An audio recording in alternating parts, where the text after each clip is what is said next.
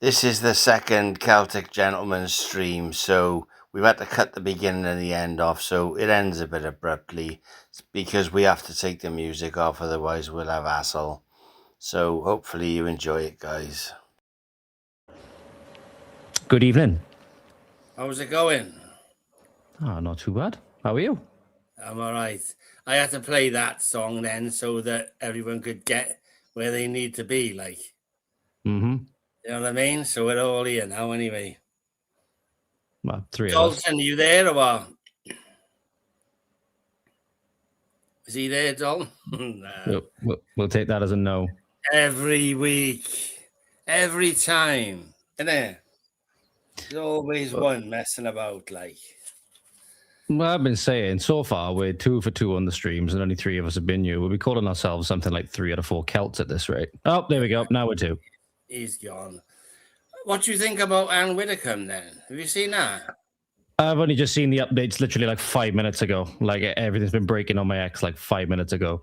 Seen that there's a murder investigation going on now, isn't it? Yeah. Do you think she's been rubbed out? I mean, anything's possible. Roller skate on the stairs job. I don't know. You know what I mean? I don't know. I'm not gonna, MI5. What do they tell us not to do? They tell us not to speculate, or not to be asking questions. It's awful, though. Like if that is the case, there's no words really to describe it. Not downplaying obviously what has happened. They've come up pretty quickly saying it's a white British man. Yes, they did. They're not so quick when it's the other way around, but this could be the old MI5 whoop shoes fell in front of a train thing. You know what I mean? You think? I don't know, man. It just seems so dodgy, don't it? Really dodgy. Can you guys hear me? I just want to confirm this, and I'll listen to your Widdecombe conspiracy theories. Yeah, we can hear. That's good. Well, I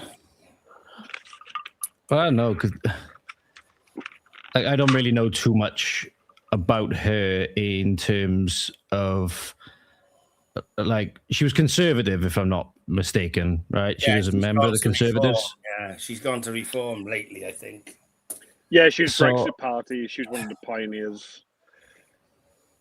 Like, if we're thinking in terms of if there would be reason to rub her out, so to speak, is there anything that sticks out in anything that you guys might know that I might not know? Like any big either debates or legislation or anything like that she's been involved in that would necessitate that kind of thing? I don't know. I don't really know much about her, but I'm just saying it's a little bit dodgy, She was a Home Office and Prisons Minister under John Major. That's about it, really. Could be anything, couldn't it? Just could be some radical. Yeah, absolutely. Absolutely. Maybe we'll find out. Maybe we won't. Weird, don't it? Don't expect it, do you? No. What do you guys think about Tommy's little scrap that he had? Well, the active. It was the active club guy. Now, either of you two able to pull up the video or not? You're on desktop, so I'll try and find it. It was an active. You'll have to carry on talking for a minute. Yeah, so that's all I know, right? It was an active Club England member. Just went up to him, and I'm guessing a pub was it, and asked him why you want to debate like Mark Collard and Steve Laws. And Tommy was just touching his nose a lot. I don't know what that means really, but he looked to me like he was in the middle of buying his gear. Yeah. Didn't it? Where was it? Do we know where it was? It's in Bedfordshire. But do you know the old bloke that was there, the boomer, right? As soon as that fella said to him, Tommy, is there any reason why you won't debate Steve Laws and Matt Collett? Tommy went straight into calling them degenerates and that, right? But the old fella, if you notice, he straight away says they're racist. That's the first word on his lips. You know what I mean? I've Like, requested to share the screen, Joe. I've got the video ready. yeah, these people, right? Like, it's the first thing they think of is to call people racist. They may as well work for Hope Not Hate. They just might as well, like, you know. Right, I've But shared. to Is this one the thing video? for Dalton in particular to know, if we're talking during the video, you'll end up hearing your own voice through it because it's playing the tab audio as well. So we'll just have to stay stum for the video. It's only about 20 seconds. All right, playing now. Tell me, is there any reason why you won't debate Steve Laws and Mark Collette? There's no reason why I won't, yeah, because they're fucking degenerate wankers. I mean, if they had a demonstration of about 10 people to them. Well, So, a lot more than 10 people at the UTK one, and you call him no, a degenerate, but how much goes up your nose with the money you get? UTK's my demonstration, yeah? UTK's my demonstration. Tell me, is there any reason... And that's where it cuts off. UTK's my demonstration. Shut the fuck up. Twat. Yeah, that's where the video cuts off. Apparently, after that, Tommy's saying he gave him a slap, didn't he? Tommy running around like Pugsy Bear with a plastic bucket is embarrassing. Like I thought now, like with Rupert Lowe on Joe Rogan, you know, within 30 seconds he was like shining light on like the rape gangs and stuff. It's like it just completely makes Tommy irrelevant now, doesn't it? Like that was a whole shtick years ago. It was like to promote his Rape of Britain documentary. You know, that Joe Rogan appearance has got like what 2 million views in less than 24 hours. It's like he's irrelevant now, isn't he? Like what's his movement even for now? What, to show Keir Starmer that we can get 1 million people in London, to what end? He's an irrelevance now. Yeah, I think you mentioned they could get 1 million people to London. I think we brought this up last time. Is given it's a lot more, UTK is a lot more what we would call a civ-natty kind of event. Did you say it's almost like I think I asked Joe and Storm this last time. Would you say it's more just like a pressure valve to release that pressure rather than actually solve any problems? It's an energy waste. It's to drain money and energy into what? Watching the hacker, watching Bass and Bougie on the stage, watching Ricky Doolan sing out a key. No, it's to get, you know, there still are people, right? Like there still are people in London going to these events. You know, and it's just to channel that energy into a dead end. That's all it is. Like it started off, at least originally, he would showcase these documentaries and he was sort of, you know, shine the light on like the rape gangs. Now it's not even that now. It's just come to London to say F you to like the establishment, but there's no end goal. It's just a dead end, you know? So yeah, I just think it's a time and money waste. Like, you think it's waning? You think the influence is starting to wane a little bit? I think this year it was less than previously, and ultimately it is, you know, where's our money going? How much did you want just to get like speakers on the stage? It was like 14 grand or something. Like we don't see receipts. We don't know where the money's going. You know, I can't afford to fly around Spain and go to Poland and Israel. Like, you know, it's not, that money's going somewhere. And I'm that active club guy, patriot, mate. Like, I'm, you know, where's our money going? Up your nose, mate. You know, I'd like to see him give him a few slaps. I mean, like, you know, where's the evidence of that? I mean, that's assault, A, and B, it's all well and good saying you've done it. Show it then. Suppose maybe if it was the case, like there may be more to that video. That's the thing. It might not be even the case that the camera got shut off just as the altercation was about to start. That is possible. There's possibly more of that video that we haven't seen. Maybe somebody else was recording and that'll come out soon. Well, who knows? All he has is violence, mate, because he can't sit down with Mark or Steve or anyone like that and have an actual debate about nationalism, because his stance is ultimately multicultural. Like he knows he'll lose every single time.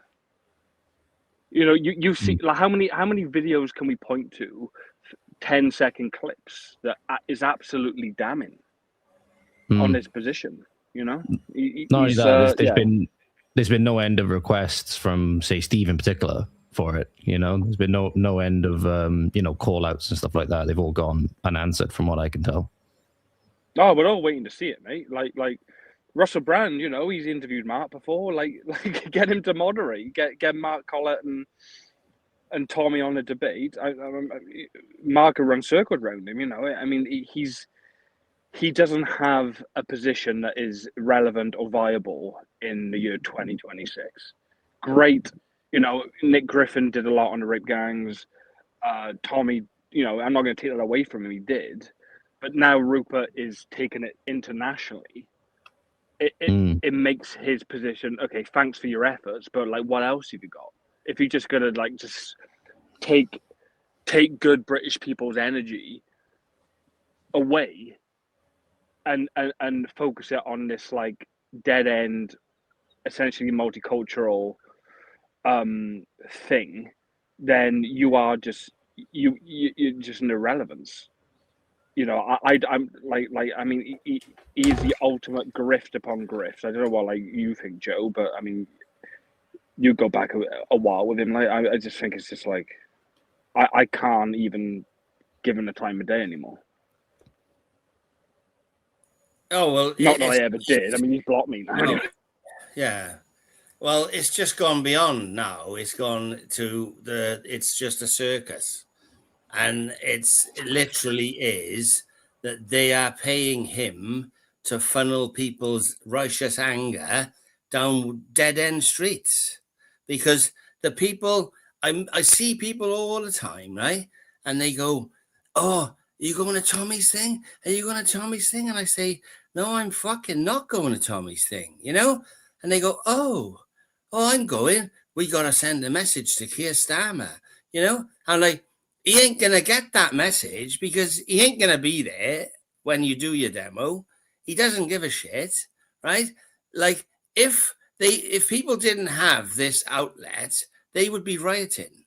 There would be riots all over the country, right? But they get to feel like they're sending a message to the government every 6 months or so. And it's just costing them a fortune. They're waving their flags all day. They're going home. It's being drummed into them while they're there that Sikhs are great. Black people are great. Look at this black guy wearing a Union Jack suit. He's just as British as you and me. Don't be angry with these people. It's just Islam. It's just Islam. It's just Islam, right? And Tommy has tried to explain badly that, you know, he said, why do people say that Israel is paying me? Because I've been to Poland and people don't say Poland's paying me. Well, I'll explain it, right? If you don't already know, right? Poland doesn't boast that it pays influencers all over the world to push their messages, right? Israel does boast about that, right? In the Epstein emails, one of them was saying that Tommy was cheap at half the price, right? He has literally got full control of people's anger in this country, right? And with it, he's got the ability to reach millions of people, and we haven't, right? Proper nationalists haven't got the ability. We haven't got Dan Wootton and all these other gay boys that used to be on GMTV pushing our message, right? We've got, you know what I'm talking about, right?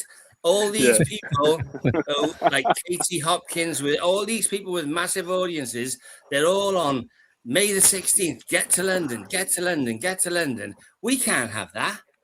We can't, like my YouTube, right? This is why I'm streaming this to Twitter and not to YouTube, because I had 41,000 followers, right? I've lost about 1,000 of them. And I've been making an effort to come home from work and make a couple of little videos. When I'm in work, I'm thinking about things. I make a little video about that. I make short videos because most people haven't got much of an attention span, right? Most people won't sit through 2 hours of Matt Collett, you know, talking in depth about things, but they like to see little quick videos about stuff, straight to the point, right? And I'm struggling to get 200 views on them, right? With I've lost about 1,000 followers, and I'm lucky to get 200 views on a video outright. You know what I mean? Every now and again, I put one on and it's getting a couple of thousand, right? But like, even if it was only like 25% of the people, you know what I mean? I should be having 10,000 views on a video, and I'm not. My account's being strangled. Where the exact opposite is true of Tommy, right? And if people can't see it now, it's like I went round the co-op, right, a while ago, and there was this woman, and she used to go, she was a Civnat, and I used to give her a lift to some of the remember the Pen Alley demos in Tembe? I give her a lift, and she goes, "Are you going to Tommy's thing next week?" And I said, "Fuck that coked up twat." And she went, "Oh," and she just walked away, like really in shock, like, that I said that. You know what I mean? It was like she was like I'd slapped her across the face, and it's just like the people are still, loads of people are still taken in by it. I just don't get it, like.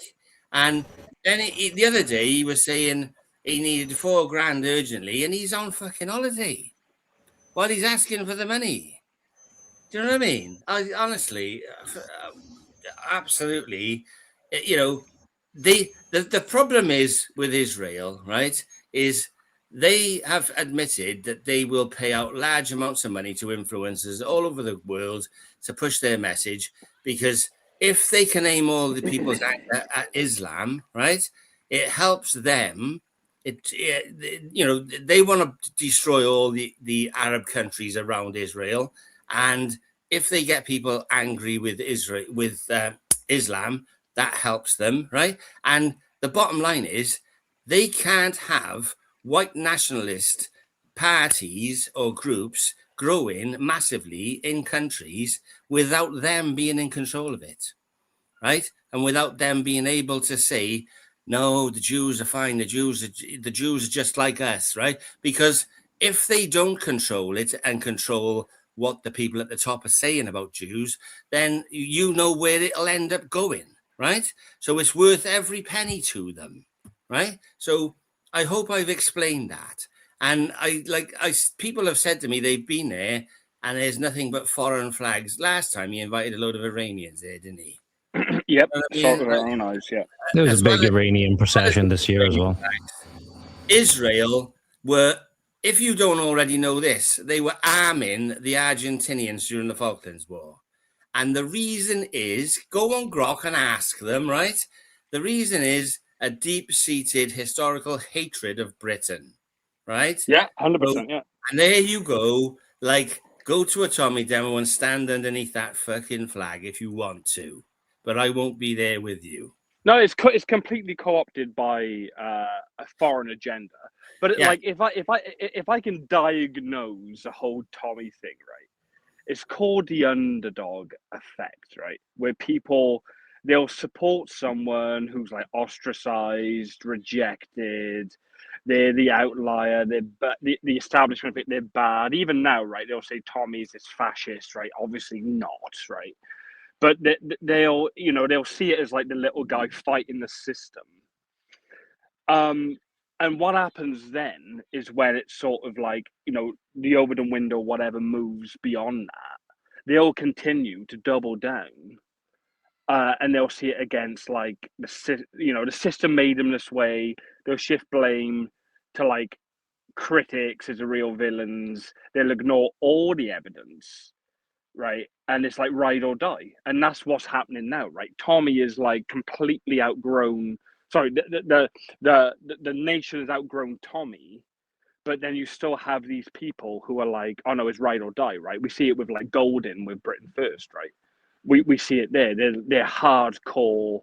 It's like a football club, Oh, I support Fulham until my end days, and is that in politics and nationalism and all of it? So yeah, that's all it is underdog syndrome that's going on with Tommy. It's ride or die. And what do you do to wake them up? I don't know.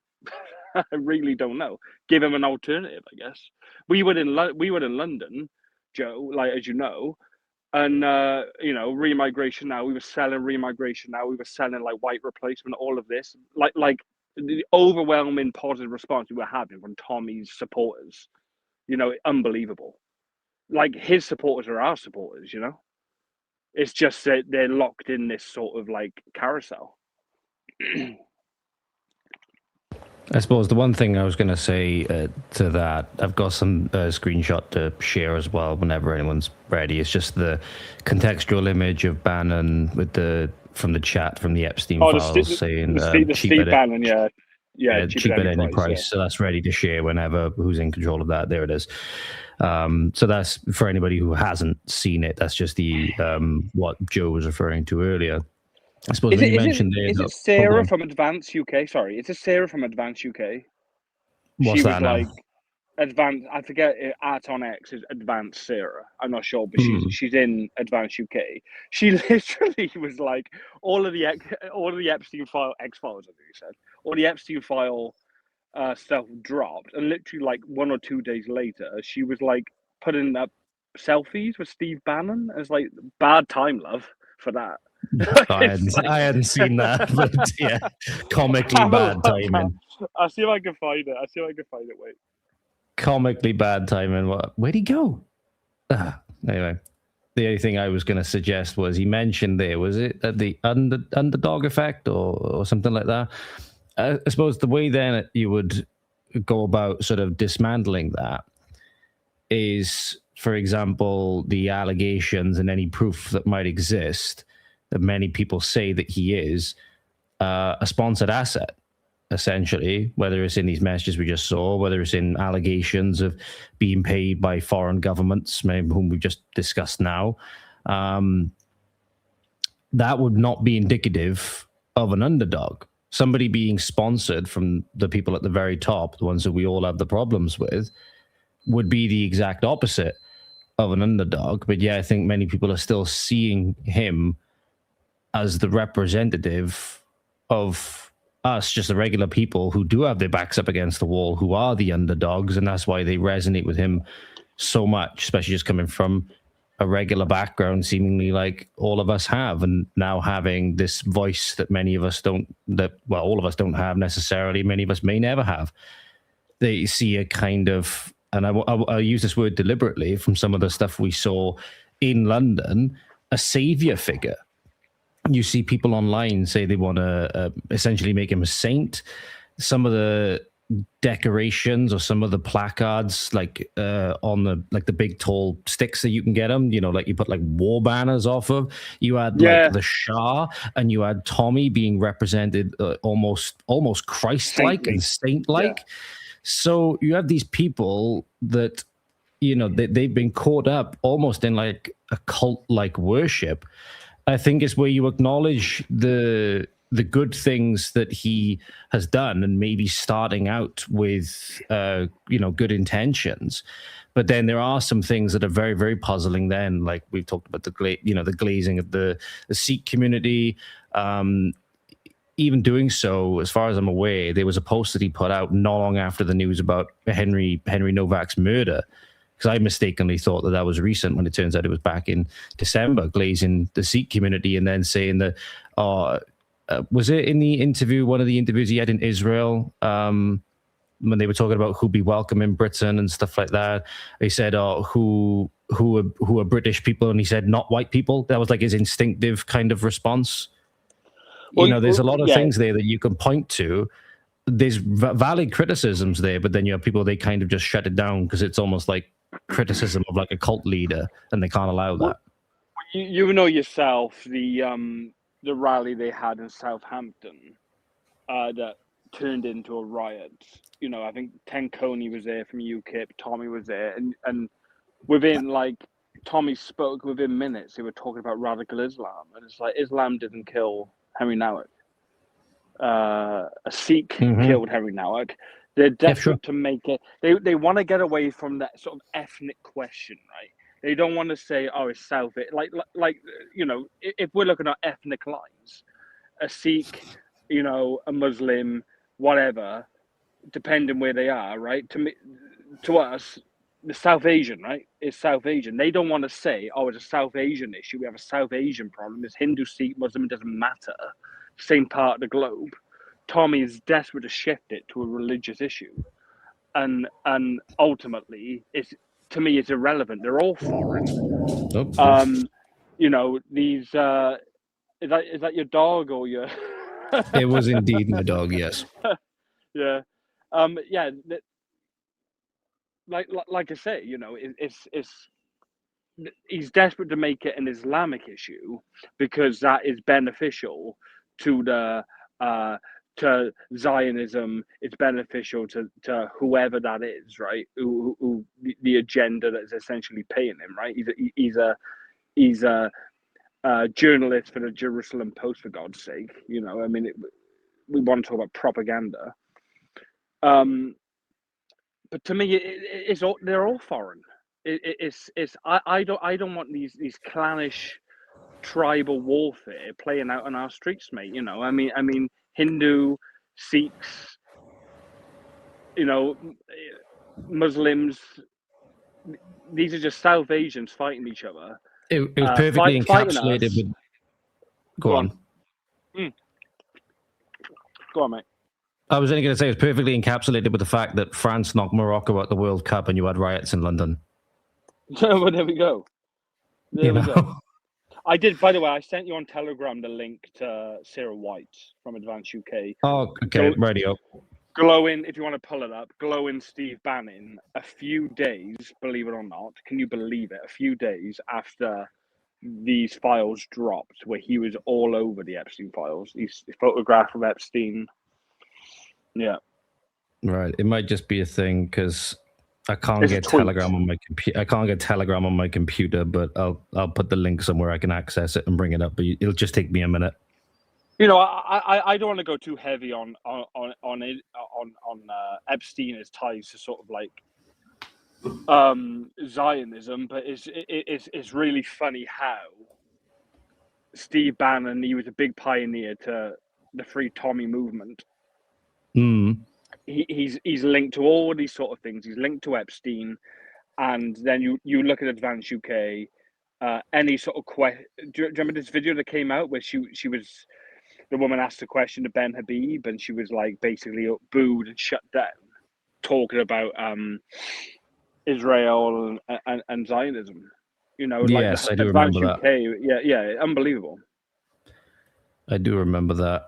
And you look at this Sarah White, and she's like tweeting photos of Steve Bannon. It's like, sorry, are you not reading the news about this Here we go. person? So this is from February 3rd, 2026. It'll be coming up on screen in just a moment. So yeah, this is the post that was sent to me. Joe, you can bring that up whenever you're ready. There we go. And this was after the Epstein files were released. So there we go. So you can see the date on there, guys. February 3rd, 2026. This was posted. Oh, she's the one from Epping, isn't she? Yes. Yeah, I believe she is. Yeah, well, she likes to get in her bra and knickers, mate, and paint herself. Well, and like, yeah. Well, yeah. Listen, right. I watched her on a couple of things. All she does is call people racist. Yeah, right? I know she was on. She was on with what's her name, the Australian gay boy. Yeah, she was on. These people, right? These people are just like, well, they're just liberals that are aiming all their poison at Islam. Yeah, that's what they're doing, right? And you know, I'm not saying Islam is good, right? And like I was thinking about this earlier. It was like probably the middle of the 2000s, right? It was before the 7/7 thing, right? I used to read newspapers, and I was reading this newspaper one day, and it said, Anjem Chowdhury says that Britain is going to be an Islamic state by the year 2030. And I can remember just saying to people, is he fucking real or what? Is he real, right? And then a few years later, you can see that they've got dozens of MPs into Parliament as independents, right? They've got they've demographically replaced whole cities in our land, right? And the moderate Muslims are only moderate when their numbers are low, right? Mm-hmm. And when they become a certain percentage of the population, that's when their real militant side starts coming out, right? Yeah. And they, you know, they're being used as pawns, right? They're being used as pawns to basically destroy Europe. But in their heads, they are conquering Europe, right? So they need to be removed, right? But the worst problem is the people whose deliberate plan it is to bring them here, and this is what is happening.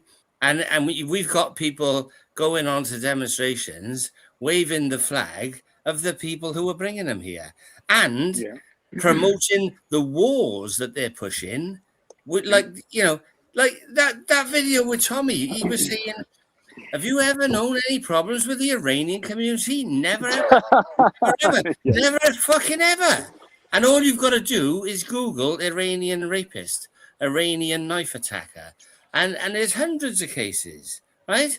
And that's all because he wanted to promote the US and Israel attacking fucking Iran. And all that's in it for this country is hundreds of thousands of more refugees. And so, and then I see all those fucking people up in Wrexham, and they were singing "Bomb, bomb, bomb, bomb, bomb, Iran."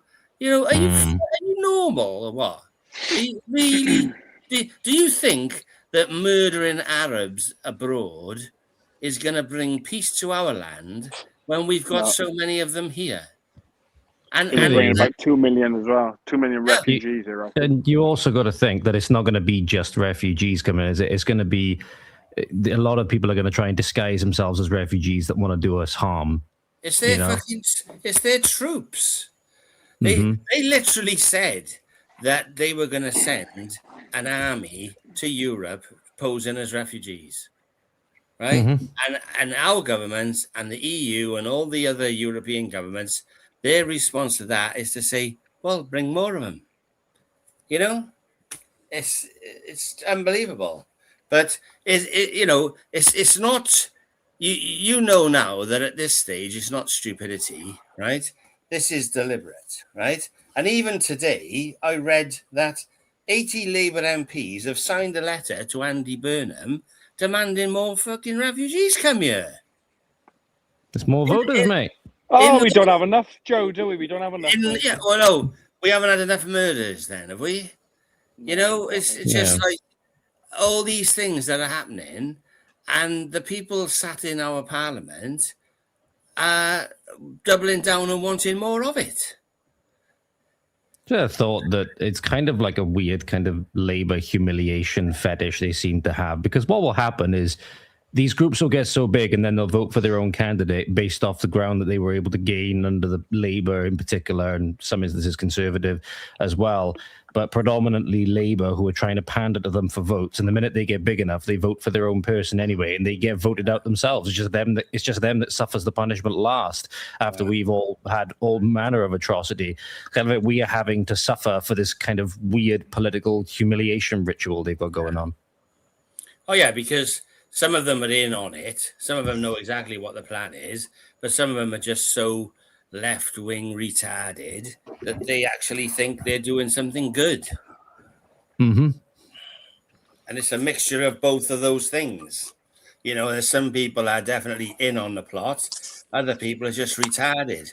And you see that woman from America that just got murdered in Ireland by her boyfriend. Yes. That's a perfect example for you. And like, I haven't got the video, but somebody made a video and I watched it on Twitter a while ago, and it was all cases around the world where people like Black Lives Matter, people who'd helped, they devoted their whole life to helping Black Lives Matter and these other lefty causes, and they've all been murdered by the people they were fucking helping, and like, there was that girl I think it was in Sweden. She made a pop video where she was riding some black fella, right? And she was, the words of the song were "mixing the races is good," right?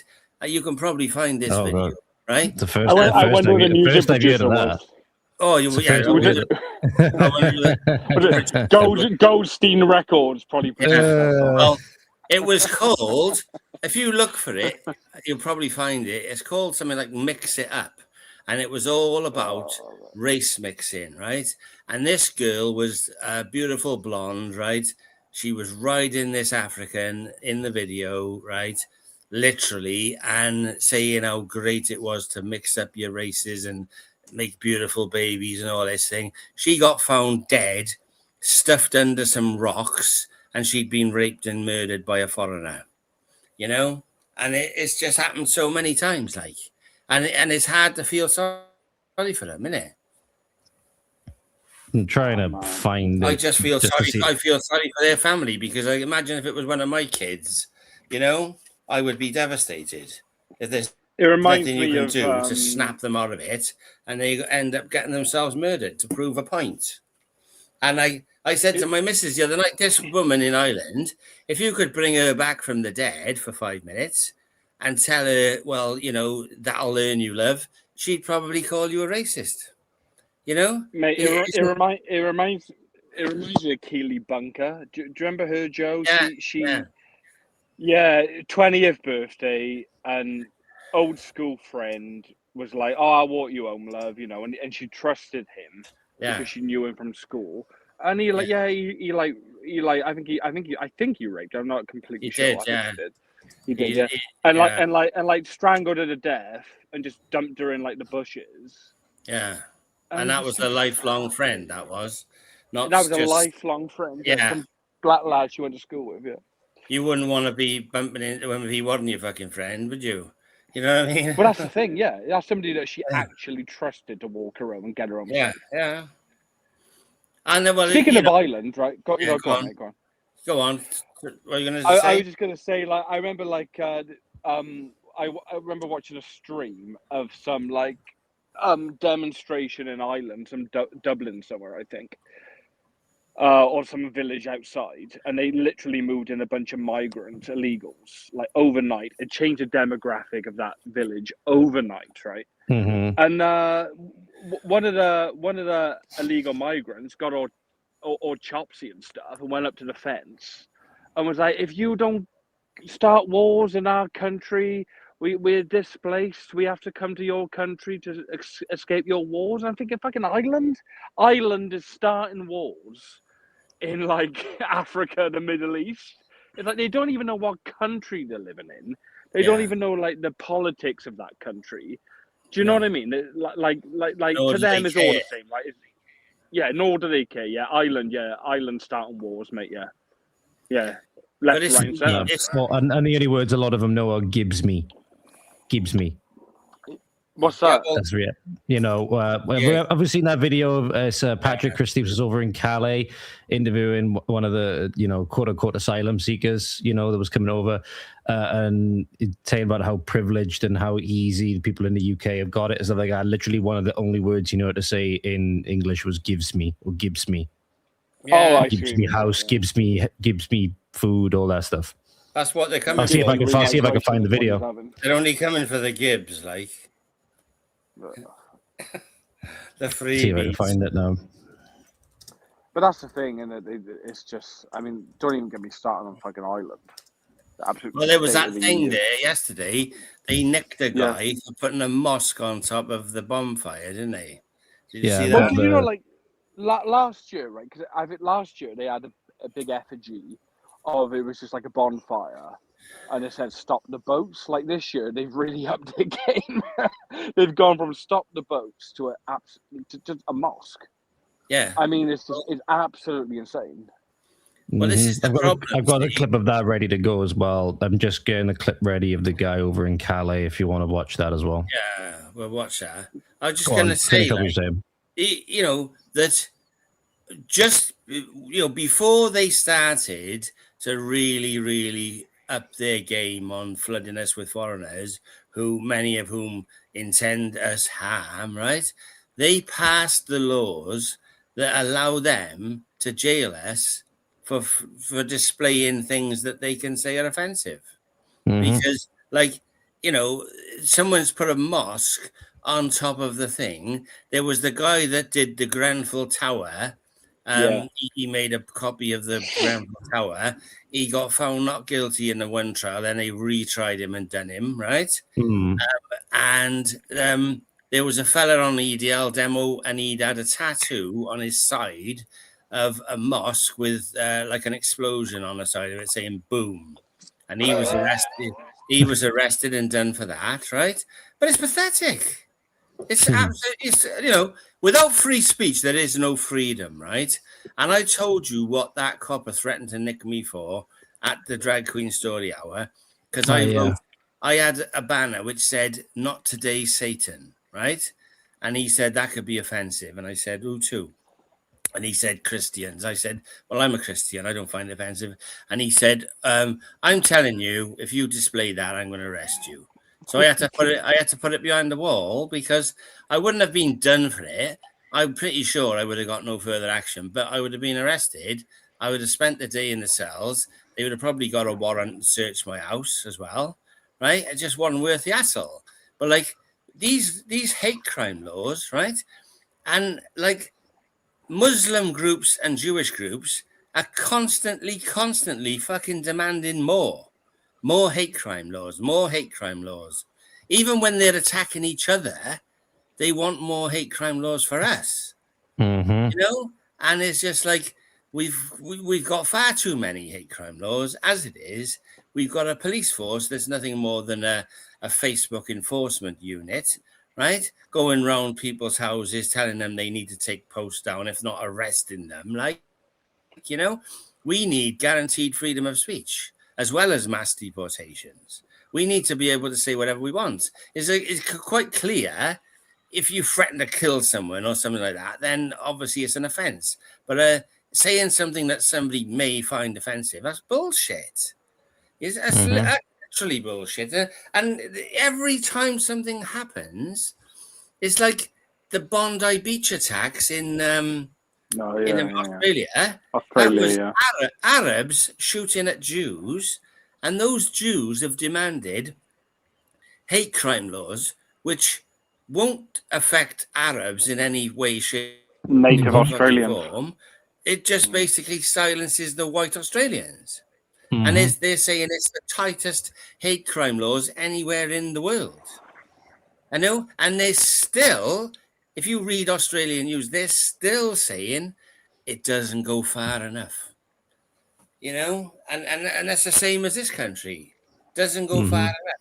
You won't be able to fart if they had their way, Never mind complain about immigration. Like the EU were trying to say that they wanted a protected characteristic to be immigration status. That would mean that if they but not indigenous status. No, not indigenous status. The thing is, if they got that passed, then you would not be able to say, I don't want these immigrants coming here, because that would be a nicking offence. That's how much bullshit it is. I was going to say about that, there's that petition, the one for us to be recognised for the Welsh, the Scottish, the Irish. Oh, is that the Wong? James Wong, Jonathan Wong, beautiful British name. Wong. But like, it's that if he's not Wong, I don't want to be right. Yeah, well, like, Paul's been telling people to share it. I made a video about it. My video's only had 170 views. I'm not Tommy Robinson, you know what I mean?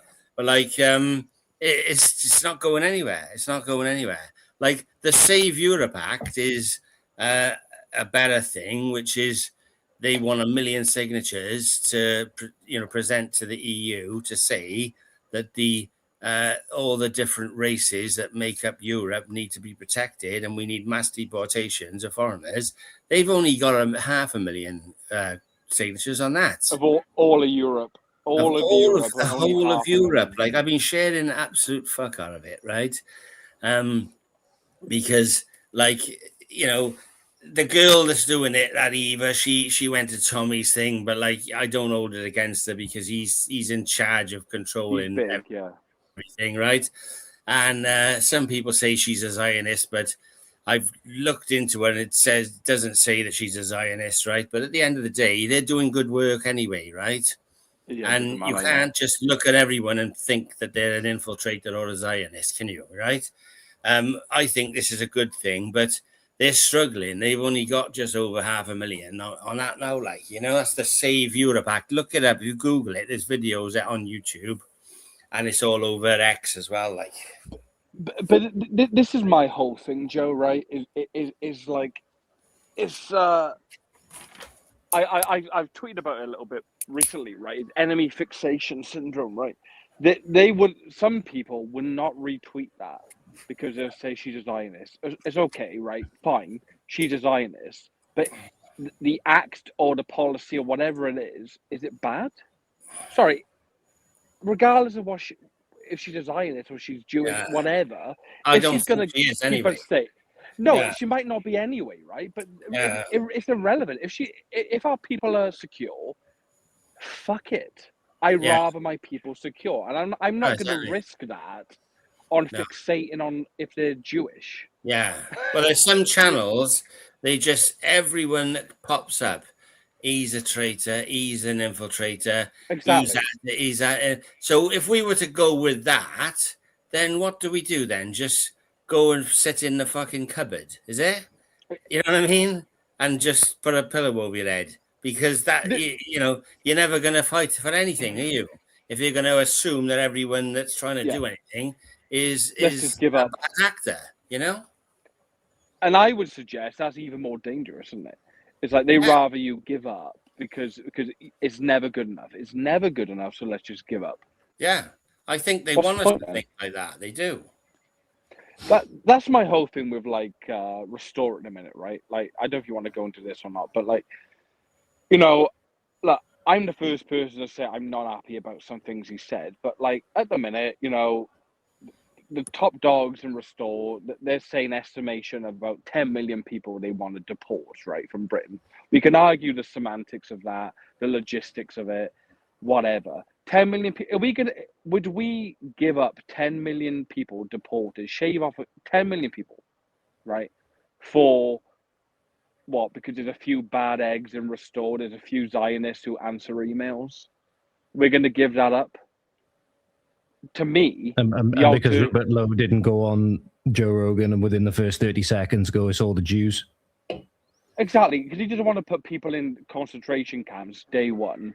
We're going to say, no, let's just forget it. Okay, well, Nigel's getting in there, or it will be Kemi or some left-wing coalition, because 10 million aren't the right 10 million. You know, it wasn't done the perfect way. Oh, we've got to be patient. We just have to be patient. That's the way I see it, you know? I'd be happy if they just deported the 10,000 foreigners that are in our prisons at the moment. You know, that would be a good start. You know, exactly. Yeah. Well, they said, I watched Charlie Downs on an interview. He said their estimations is about 2 million illegal in Britain. So they're going like day one, right? Like day one, 2 million people are going, and then there's like an additional 8 million that are legal migrants that they reckon they're going to expel. So I mean, I can't really argue with that, regardless if like 1 or 2 people in Restore are Zionists. I'm not going to like say no to that. It's not perfect, you know. I don't think their economics are like the best in the world. But ultimately, I think that buys us like maybe another like couple of years on not being replaced. That would be nice, wouldn't it? You can't expect, right? You can't expect him to say that everyone who's not white's going to be chucked out of this country, because realistically, it's never going to happen, right? But I'd be happy if they just cleared out all the millions of people that are here on benefits, all the people that are here that are just criminals. You know, that would be millions of people. I read recently that Tesco are saying that their estimation is there's 80 million people in this country, and they're guessing that on the amount of food that's being sold, right? And we're being told there's like 60 odd million, but it's actually 80 million. And a lot of them, you know, a lot of them are on benefits, but a lot of them are not on benefits because they've come here to sell drugs, or they've come here to run these fucking shops. I wonder how much of them are being able to claim coupons for 70p for 1 kilogram of chicken breasts. Well, Yellow sticker oil. a woman from No. Barry told me, right, That was when radicalizing. all those Afghans were in the hotel, right, the Holiday Inn Express at the airport, one of them, a woman, was buying a load of stuff. She had a couple of trolleys full of stuff in B&M, and she paid for it with 850 quid, I think they said, of vouchers. So they've been given a property and they've been given 850 quid of vouchers to go and buy pillows and all the rest of the shit you need when you move into a new house, right? So those Iceland vouchers for the cheap chicken and all that, that's the tip of the iceberg, that is. We must be utterly, utterly mad. What didn't you tweet something today, George, about some like 70p? Yeah, it was an Yeah. estimate. It was just coupons, mate. You've seen how much you have to pay if you go like anywhere now, really, how much you got to pay for chicken or for any fucking meat product. That should be far more radicalizing, especially when you think, again, there's people that are struggling to simply put food on the table. That should be far more radicalizing than it actually is. You know, that people are going to take it for. They're giving basically they're giving out vouchers. I'll get a screenshot now. They're giving vouchers to these migrants where they're getting everyday items from the supermarkets at a massively discounted price. Here's an example of one. I'll share the screen with you now, Joe. So this is the one that I shared. So again, if you've been down your local supermarket or if you've been to your local butchers even and seen how much the cost of things have likely gone up for stuff like this, especially chicken and beef and whatever else, that should be far more radicalizing than it actually that many people are gonna, think, like, especially when you've got people in this country, like, as you mentioned, because of the cost of things, they very often struggle to put food on the table, between heating and eating. And then you've got tender chicken breast fillets, 1 kilogram for coupons for 70 pence. This is why, like, banning kosher and halal slaughter in the UK isn't enough. We should ban the importation and the selling of it as well, and then people will self-remigrate. Oh yeah. If you don't ban the importation of it, you're just opening up a new market for them. We don't want a black market of fucking chicken importers. No, instead, like, you'll be Piccadilly Gardens in Manchester, as well as you can get crack and heroin, you'll be able to get freaking halal meat as well. They'll be like selling it under their fucking raincoats. All right, boss man. We got 4 fillets, $2.99, boss man. You want? Yeah, you want halal? Oh, it's depressing, man. It would be funny if it wasn't so friggin' serious, man. Mm-hmm. Innit? All we could do is call for that. We just need to scream fucking loud and be like, banning the slaughter in the UK. Okay, that's a start, but that's not the end goal. We want to ban. Yeah. The selling, the importation, all of it, right? And all these, there's so many policies that we can actually put in place day one that we will, like the big thing, like if I speak to like friends and stuff, agree with like, some of resource policies, the big question is, they say they're going to deport 10 million, right? That's the logistics of that is hard, right? That is like, you do the math on that, how many a day need to go. Like, the way I see it is that people will self-deport, but we need to have policies in place to make them self-deport, right? A lot of these people have money, a lot of these people have like second homes in like India, Pakistan, wherever. If we essentially make any sort of form of like, Islam, halal, like all of this sort of stuff like illegal, then they would just leave on their own accord, on their own dollar. You'd have to stop their benefits as well, though, because stop the benefit. Well, 48%, over 48% of Muslims don't work. Yeah, I would say you've got 2 months to get a job. And then your benefit, if you haven't, your benefits are stopping. But if you'd like to go home, you can have this much money. Because there's already a scheme where they get 2 or 3 grand. I can't remember what it is now. is posters all over the prisons. I think it's $3,000 they get if they go home now. And a lot of them have been taking it and then coming straight back. You know, funny how that works. Huh? Yeah, of course. Like, if you look at like this is a 21 off of national statistics, right? But like if over 48% of Muslims don't work, we can assume that's probably the women, right? It's probably the women that don't work. But regardless, how many of that 48%, let's say half, are actually on benefits? I'd imagine a lot. So that would be half of the Muslims of the UK having their benefits cut. Personal anecdotes that some people have told me from people who've reached out to me to tell me stuff, like some examples from some of the towns. One of the towns in Wales, people told me about. They've been working in sort of that sector. I won't say specifically what they said. Go find the video on my YouTube where I talk about it in a little bit more detail.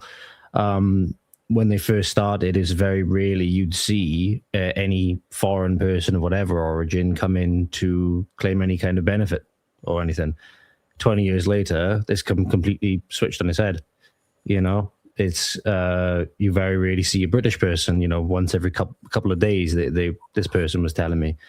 I've had others reach out to me from saying other things, how dangerous their communities have become because of the changes, the demographic changes.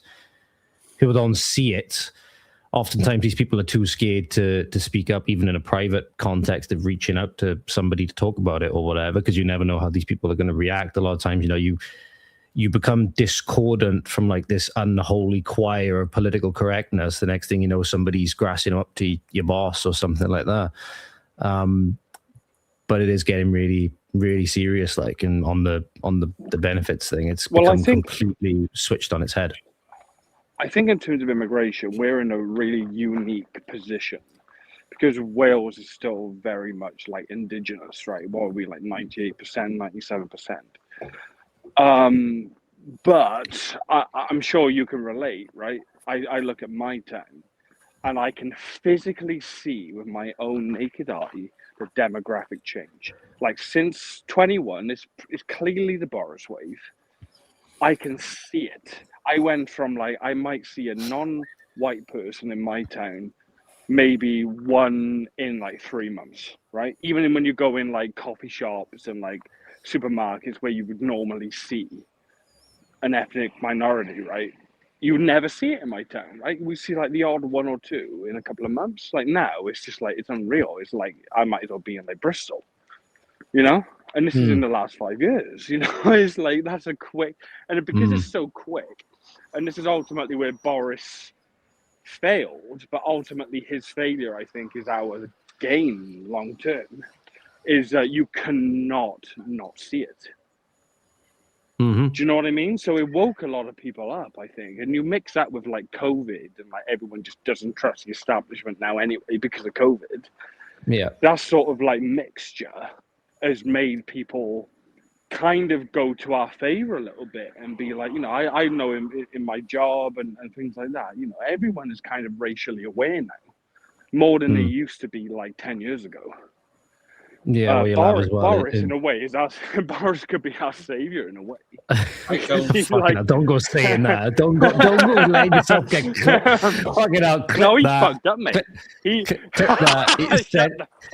said Boris is our savior. For fuck's sake! You just created a perfect clippable moment. No, but listen though, he overplayed his hand. That Tory government overplayed their hand because they ended up waking up some normies, right? But that's the reality of it. They did. They woke up some fucking normies to the point where they can actually see physically. They don't need to look at a spreadsheet. They don't need to look at like data. They can see it in their own high street.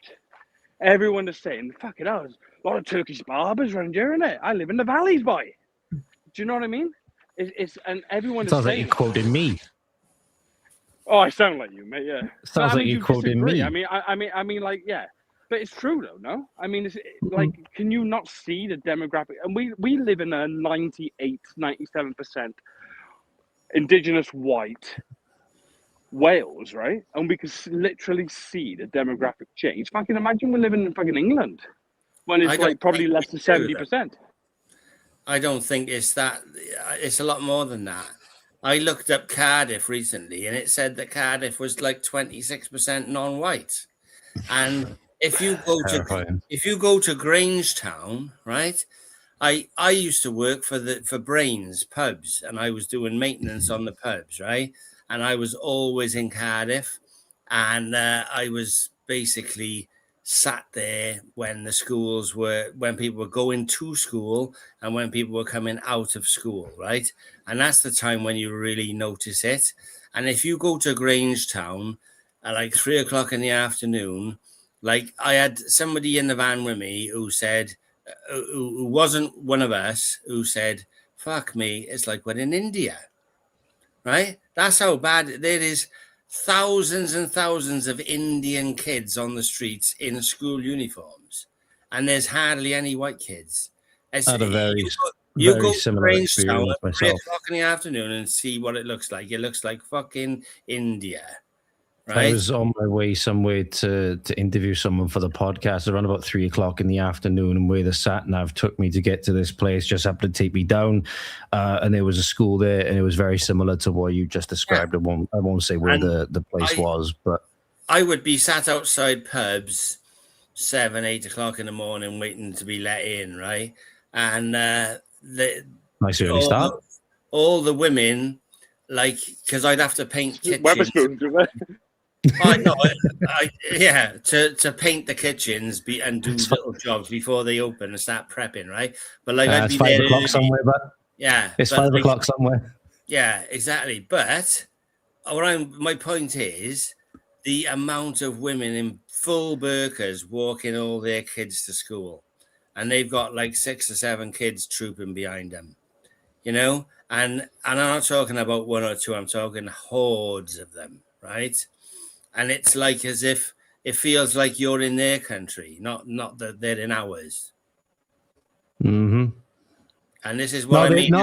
Plaid Cymru told me they're Wales. It's us, mate. They're the new Welsh. That's what Plaid Cymru told me. Well, when people are saying we're still 97% white in Wales, I don't believe it. And like I went for a meal with someone in Swansea like a year ago, and like the spoons, the potter's wheel was full of foreign men, right?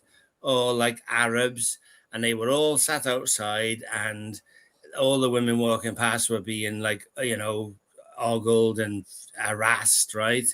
And I said, fucking hell, man, I didn't realize how quick it's gone like that. And then I've had people messaging me saying, I've walked from the Swansea train station down to the high street, and I haven't seen hardly any white people. And if you don't believe me, go down and have a look yourself, right? And this is how fast it's happening. This is how fast it's happened in Liverpool. I was in the EDL days, I was going to Liverpool all the time, and it wasn't noticeably full of foreigners, but it fucking is now. It's heaving with them. And we went to Leeds for a protest about Sam Melia when he was in prison. And we were walking through the town giving out leaflets, and I said, it's pretty pointless because most people are foreigners. Leicester was very similar when we were there. Giving leaflets about white replacement to fucking foreigners. Leicester, very similar story. Leicester was terrifying. Exactly. I told you about Leicester, didn't I? That area where we booked a house. Yeah. Well, you look it up on the thing, and it says well known for gun and knife crime. Welcome to the neighborhood. It's like I was watching this podcast the other day, and they were saying that it was funny. Like they were saying all these governments all around the world are just wrecking everything. And it's like they're going down the route of Gotham City. It's like they think, what would the Joker do? What would the Joker do? And let's do what the Joker would do. I thought that was quite funny, because everything they do just makes life fucking worse for everyone. Yeah. It's a disagree. Like, well, the government have just scrapped the vagrancy law, so they can't move you on now if you set up a tent in a town centre. So where do you think that's going to lead? There's just going to be tent cities everywhere. It's going to look like fucking San Francisco. Oh God, don't wish that on us. Well, it is though, isn't it? Things That's are what bad he was enough as saying. it is. What would But the yeah, I Joker agree. do? I agree. Yeah. You know, I'm not because arguing with you. I'm just saying, please don't wish that on us. if you were going down Queen Street in Cardiff to set a tent up, the police would probably say, get that tent away from here, right? But they won't be able to anymore. So our own homegrown aggressive beggars and foreigners now can just set up camps. And the police won't be able to do a damn thing about it. It's like as if they're just deliberately trashing civilization. Yeah, I think that's pretty. I think that's pretty spot on. They're deliberately trashing it. Yeah. Yeah, they're just trashing it because it doesn't affect them. Mm-hmm. It's like they're doing it for a bet. You know, like that old film where they said those two rich guys said they'd ruin someone's life for $1 bet. Remember that? I can't trade in places or something. No, I'm not familiar with this film. After watching, it was like they took this black fella off the streets who was a beggar, and they had a $1 bet that they could make him successful, and they did. And then they had another $1 bet that they could put him back in the gutter. And that's what they were doing. They were just doing it for a laugh. And this is what they're doing. Let's just trash civilization for a laugh. Like, you know, that's basically it. They think that is either what like the devil or the Joker would do. They would try and make everyone's life a misery for a laugh, wouldn't it? Well, it's like when you ask AI, if I was the devil, how would I destroy society? And it says flood it with immigrants, do this, pass laws to stop people, doing this, pass hate crime laws to silence the decent people, destroy the family, unit, promotes degeneracy, promote drugs, promote alcohol, And you see that as well in a lot of these places where they call them sanctuary cities, like in LA, and rather than and many areas of Canada, I think, are doing it as well. Rather than actually trying to help people get away from the substances that they have, their vices and their addictions with, what do they plow all the taxpayer money into? Are clean needle vending machines. Yeah. Well, what would the Joker do? You know what I mean? Under the guise of helping these people. That's where it is a really cruel joke. You're doing all this stuff, and then you're saying it's to help people. Yeah. It's like, no. Exactly. It's the opposite of helping us, isn't it? Mm-hmm. Yeah, absolutely. It's the worst kind of like malevolence and evil because it's trying to masquerade as kindness and empathy and stuff like that, Yeah. So it's like this whole thing with mass immigration. It's been the reason why I think it's been so successful for so long. The campaign that they've led is they preyed on people's empathy. You have all the adverts showing all the destroyed civilizations and the children who may have lost parents in bombings and whatever else. It's designed to pull at your heartstrings so that you just accept it really without question. Or because they want to use it as part of a wider replacement scheme, Yeah. They play, and then we are told that we're evil, like we're inherently, or usually they say because of the color of our skin, right? Because we're white supremacy, white guilt, white fragility, all of this stuff. When in order for it to be so successful, it has to prey on things like empathy and kindness, compassion, those things that we have, but then they're also saying that we don't have because we're also so evil. So then that's where it just completely doesn't make sense. Yeah. I wish just more people could see it, but they see the advert and well, they don't bother to try and think any deeper about it, No, exactly, yeah. And usually you don't start seeing it until you put the love of your own people first. When you put the love of your own people first and you think about how this is going to affect them first, then all these things start to come into play. At least that's what sort of, how it sort of fell into place for me. And talking about people like yourself, Joe, has been a big thing in that regard as well, for perspective and stuff like that. Is he back now? Oh, you I'm back? back. I jumped out for a second, but I'm back. Can you hear me okay? Yeah. That's unacceptable, but that's unacceptable. Yeah. What did I miss? Talking about the My- Joker, right? Look, Just a beautiful monologue from myself. Thanks. yeah, you missed it. Andy Burnham, right? This guy that they're gonna impose on us as our prime minister that we never voted for, right? Yeah. He's been the mayor of Manchester for 9 years, right? I've seen him. He's excused the rape gangs loads of times. He's turned Manchester into Gotham City, right? He has ruined it because He's one of the biggest globalists as well. He's one of the biggest globalists as well. Yeah, but he likes Oasis, so it's okay. Piccadilly Gardens used to be nice years ago, right? Don't look back in anger. Now it is an absolute dangerous hellhole. Yeah, it really is. It's horrific. We used to go up there all the time doing protests and it wasn't full of smackheads. Like 10 years ago, it wasn't full of smackheads, wasn't full of foreigners. It was all right, you know. It's just a hell. You watch all these streamers going there now, and it's terrible, man. You know, and you got all these teenage girls going down. I wouldn't let my kids go down there hanging about. No, it's absolutely horrific there, like, you know. And this guy's gonna be our new prime minister, so he's gonna if what he's done to Manchester's anything to go by, you know what I mean. And then people think it's a good thing that Keir Starmer's going, and they don't realize that it doesn't matter who's in charge; he's just a puppet anyway, right? Things are gonna get worse anyway, much worse. Like, they couldn't have picked a bigger scumbag than this guy. I think he's just like he's so much more likable than Starmer, but I think people don't realize we're still going to get managed decline. It's good. It's not going to be as much in your face as Starmer was, you know, like he was so blatant and obvious, but we're still going to get managed decline. It's just it's slower now, you know. But you know, yeah, it's just a different jockey, isn't it? Yeah, different jockey is all it is. Yeah, basically, it's just a bit more friendlier. You know, we're not getting Oasis, we're getting Blur. You know, that's what we're getting. You know.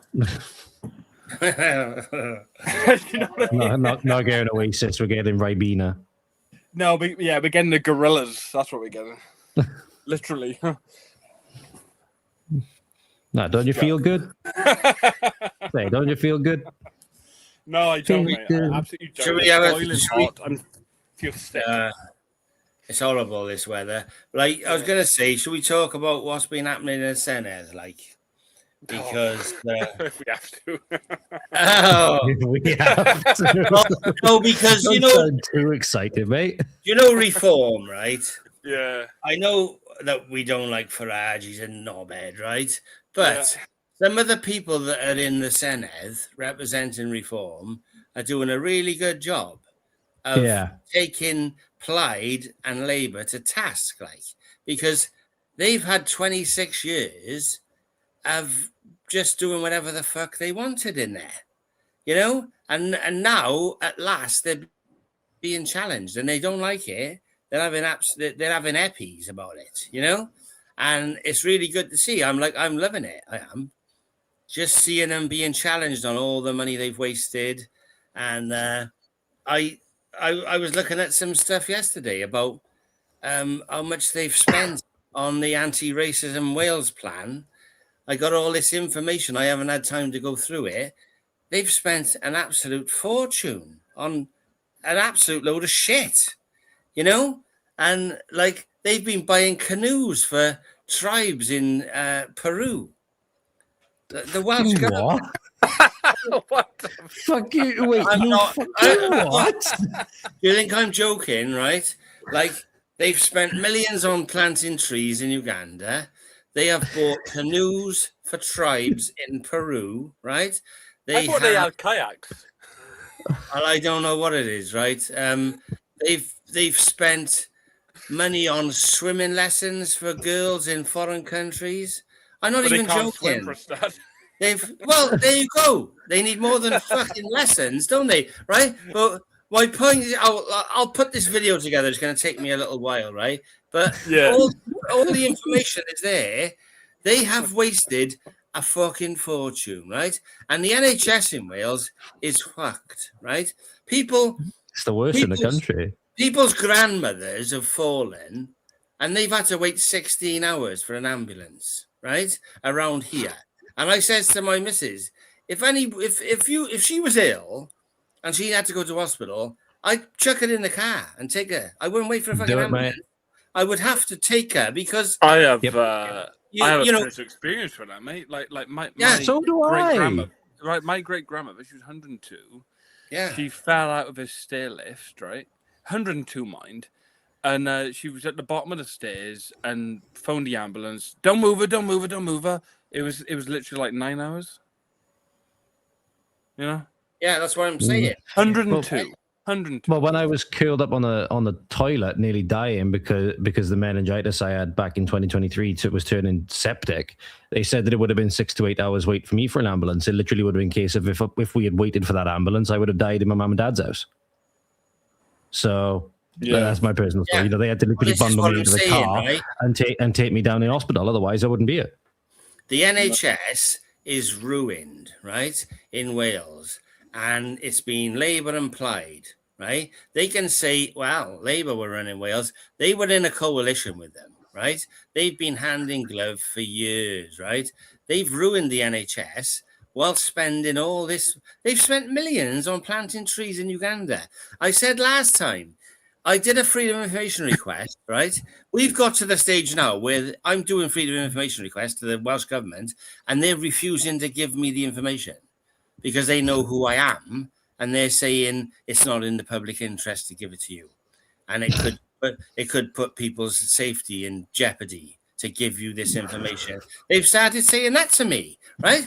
But like they've, and this is supposed to be our rights, you know? We ain't got no fucking rights, guys. Tony right? Blair's biggest regret was the Freedom of Information Act. Yeah, right? So now there's people don't give us the fucking information anyway. There's a load of clauses where they can refuse to give you, or they can say that's going to cost us too much time and effort, so you'll have to pay. And they'll say, if you want that information, it's £600. So you ain't going to pay. You're not going to pay, right? If you're working for the Daily Mail, you can afford to do that, but we ain't going to do that. I wouldn't give them a fucking quid, never mind, anything else, right? But, they said to me in the reply to the Uganda trees, where I think they've spent like at least 2 million on it, and they've said they're going to do a load more, millions more trees in Uganda, right? They've got this scheme called Wales in Africa. Be fucked. Right? And look it up, right? And they said to me, I said, do you not realize that you are the Welsh government? You work for fucking Wales, right? The Welsh people. And they said, well, studies have shown that trees planted in Uganda are more beneficial for the environment than those planted in Wales. That's their fucking answer, right? You know what I mean? Call me a conspiracy theorist, but is it a tree?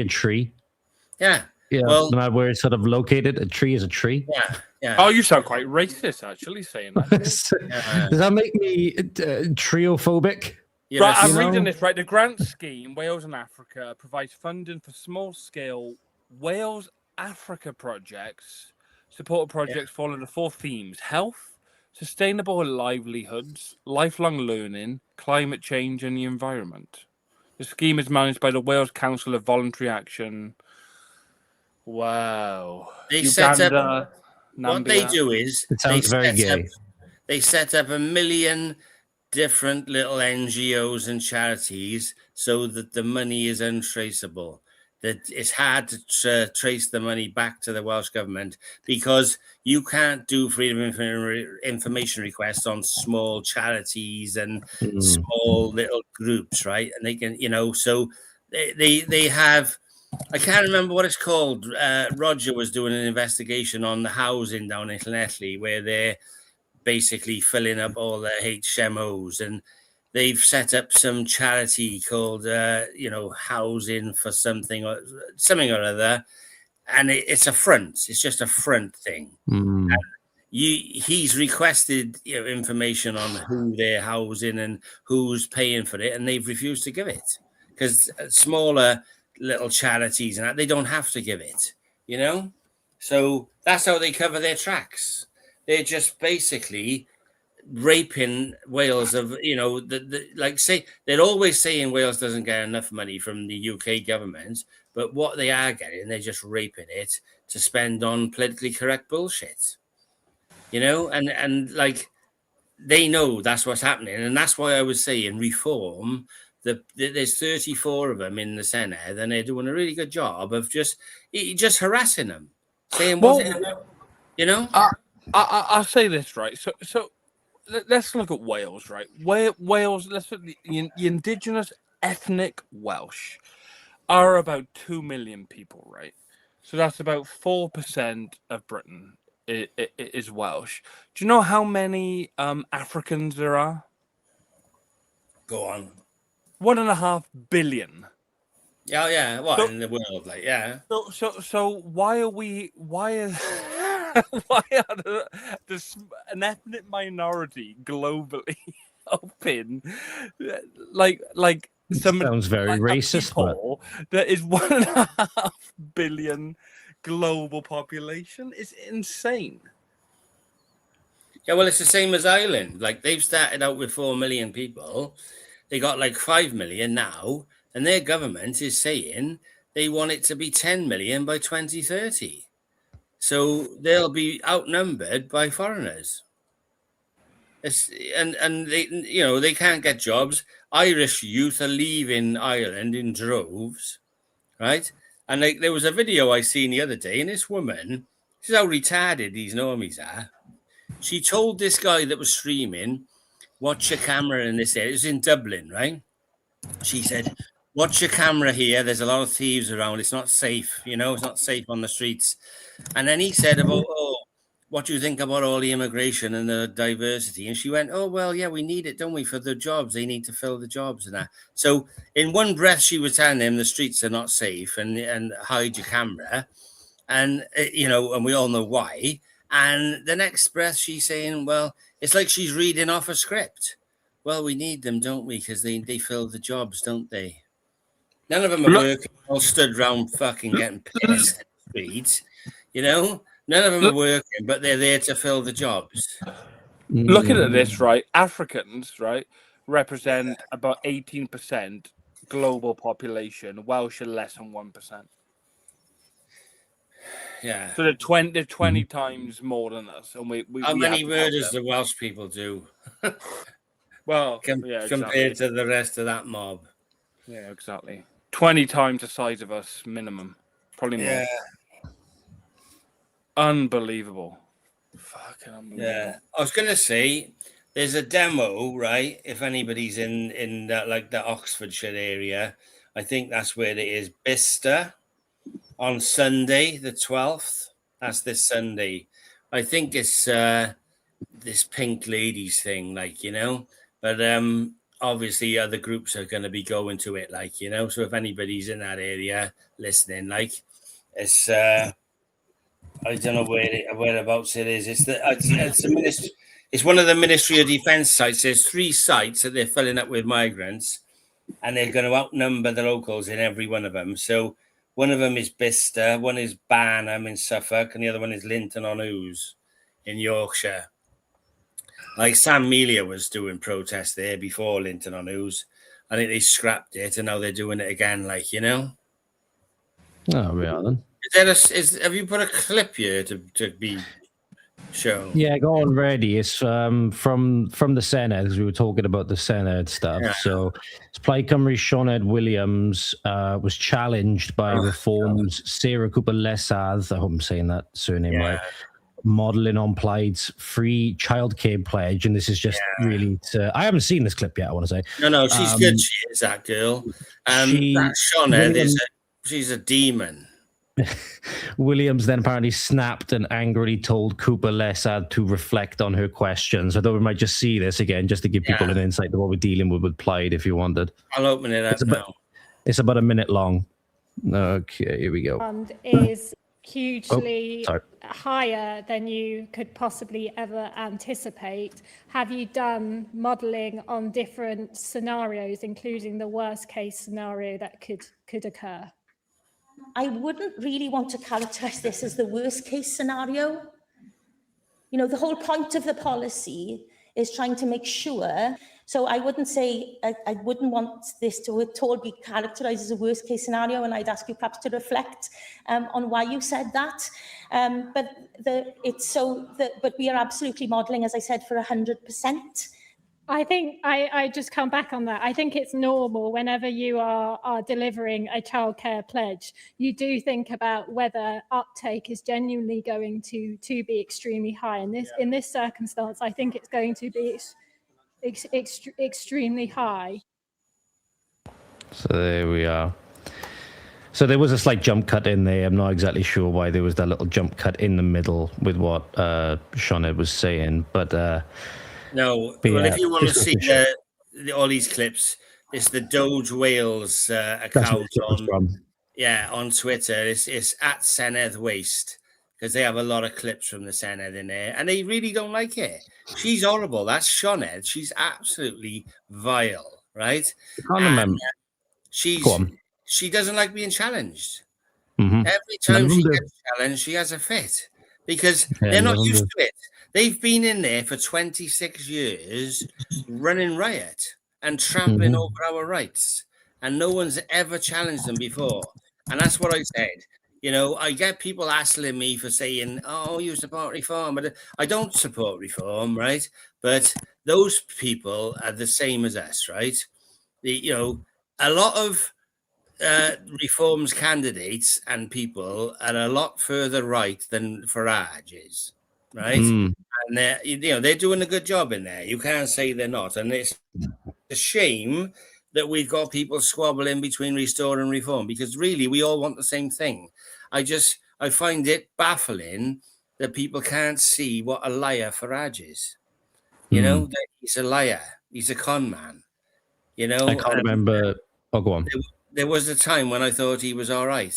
And I'll tell you what opened my eyes to him was I was watching a live stream of him one night, and he started saying that Tony Blair should become the vaccine champion. God. Honestly. And everyone in the chat was saying, are you real, Nigel? What do you mean? Tony Blair is a criminal. He's a war criminal, right? Mm-hmm. And he's Satan incarnate. And like he's saying, oh, I know people don't like him, but he's a good politician and he knows what he's doing. He should be the vaccine minister. That's what he's saying. Tony Blair smoke on the water? So Nigel Farage was saying, I know people don't like Tony Blair, but he was promoting Tony Blair, and everyone was saying in the chat, my God, you've sold out. And that was a long time ago. That was like around lockdown time, right? That absolute fucking fiasco, right? But like, that was, I fell out with a lot of people over that, because I was one of the first ones on Facebook, and I'm on Facebook now because of that, because I had so many rows with people, because I was saying, this is bullshit. If this was fucking real, I said every one of us would know loads of people who've died, and I don't know anyone, right? And they were all going, no, my daughter works in A&E, and she said this, and she said, and I was like, fuck off, like, and it was just so obvious, wasn't it? And Farage was pushing it, and then he started pushing Tony Blair to be vaccine minister. My God alive. Tony Blair would have soldiers hold you down and jab you, wouldn't he? Yeah, right? Absolutely. You know what I mean? So he's not the guy for the job, let's face it, like, right? And, ever since then, and when, like I was saying to my missus, before Rupert started his thing, I was saying, I know Farage is a prick, and I know he needs Mohammed Yusuf there as a fucking as diversity body armor, right? But like at the end of the day, if he gets in, he may start deporting some criminals and that, right? So I'm going to stick with him, and I feel a twat because we've been mugged again. We've been literally mugged again, right? And that's why I stopped doing the bridge drops now, because we were doing them for reform, and we were doing them on the understanding that we know that Farage is a criminal, but it had to be better than what was there. And then now we got restored, and we've all got excited about what Rupert's saying, and now he's going boomer, isn't he? And saying, oh well, he's starting to sound like friggin' Tommy. But like at the end of the day, behind the scenes, obviously, he's having pressure. He couldn't just carry on saying, I don't care, I don't care, I don't care. He obviously is going to be having to sit down with people and be scrutinized now. So he's got no choice but to partially cuck, But still, he's going to be better than whatever else there is. Because I don't think if Farage gets in, I don't think he'll do anything. The boomerisms have been quite sad to witness, obviously. They've been quite disappointing, but I think overall, especially at like the local level, sort of at the branch level, there's a lot more reasons to be optimistic, in my opinion, than people realize. I think so. This is why certain people in the Tommy camp, they seem to be promoting the infighting between the restore and reform, because that's exactly what a subversive would do. Try and get people out of the throat. So what you need to do is say, I don't mean reforms, base. We're just saying to you, look at Nigel. He's a liar. He's a con man, And he's the one at the helm. I don't trust him as far as I can throw him, right? He's not indigenous to these lands, so he's not got our best interests at heart.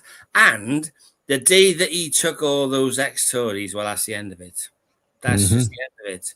That was just it, That was like time to go jump off a bridge. That was, But like, at least there's Rupert, and he's got some good people underneath him, So he's not going to be around forever, is he? Because he's older than God. So he, he's got some. There's that. He's younger than Rupert Lowe. yeah. But like, there's that Charlie Downs, there's that Lucy. They're all good activists, they are. And Lucy Brown? No, not Lucy Brown. It's Lucy Connolly. Is it Lucy White or something?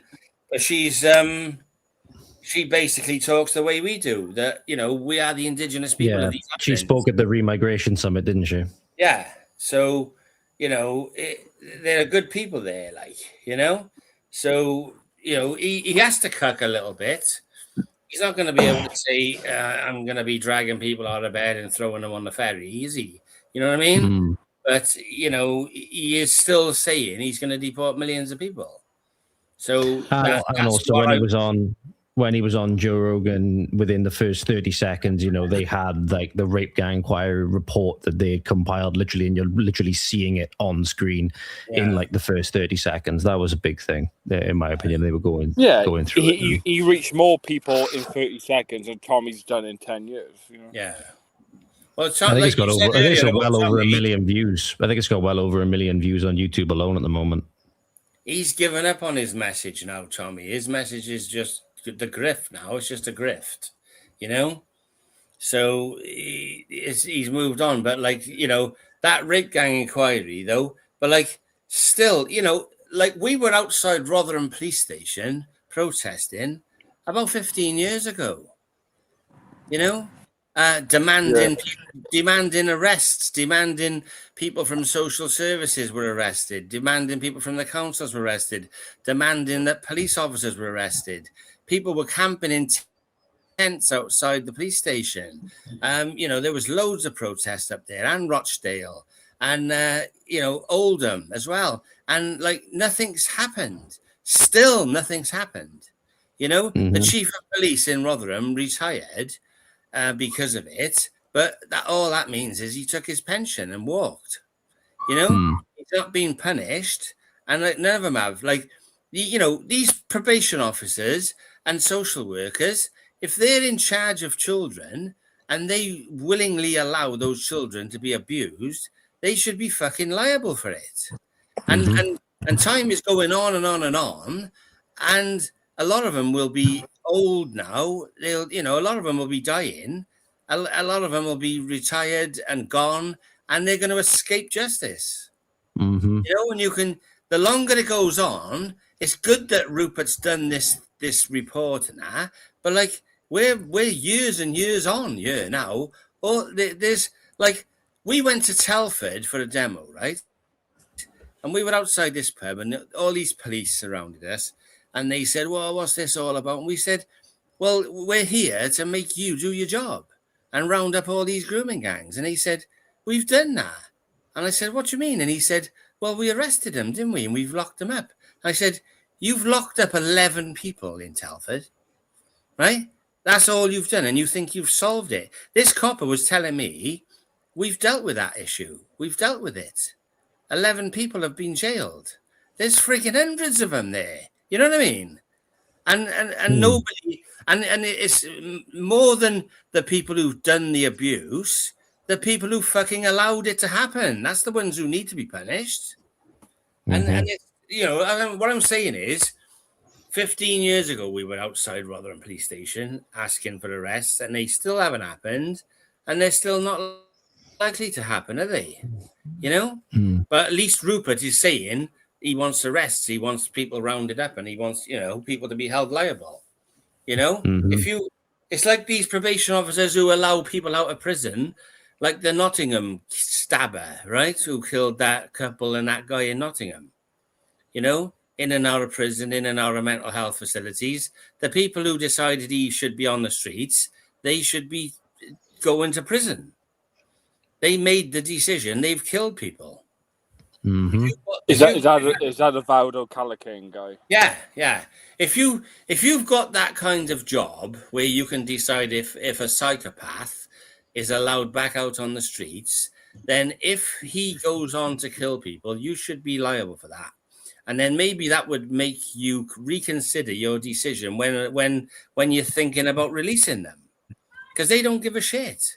If they let these people out of prison and they kill somebody, and it's like, you know, they just go whoops a daisy and duck out. Yeah, they should be held liable for it, like. And that's going back to the grooming gangs. Thousands of people. There was people in these children's homes. The children were missing for days. They knew that men were picking them up in cars, and they didn't give a shit. They probably just sat there scrolling on their phones, saying, "Oh, they're only slags anyway." You know, that's what was happening. Now they should be punished for that. They had a duty to protect those children, and they didn't do it. That Valdo guy, right? People don't realize this. He was born, like, he's African, right? Obviously, but he moved to Portugal, right, with his family, and then he came to the UK in 2007 when he was like 16. So the EU brought him here.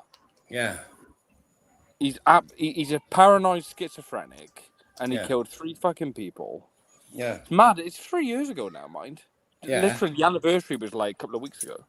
Well, I just did a video the other day, and it was a guy that he'd stabbed some guy 20 times outside a coffee shop. He just walked up to this bloke. He's African.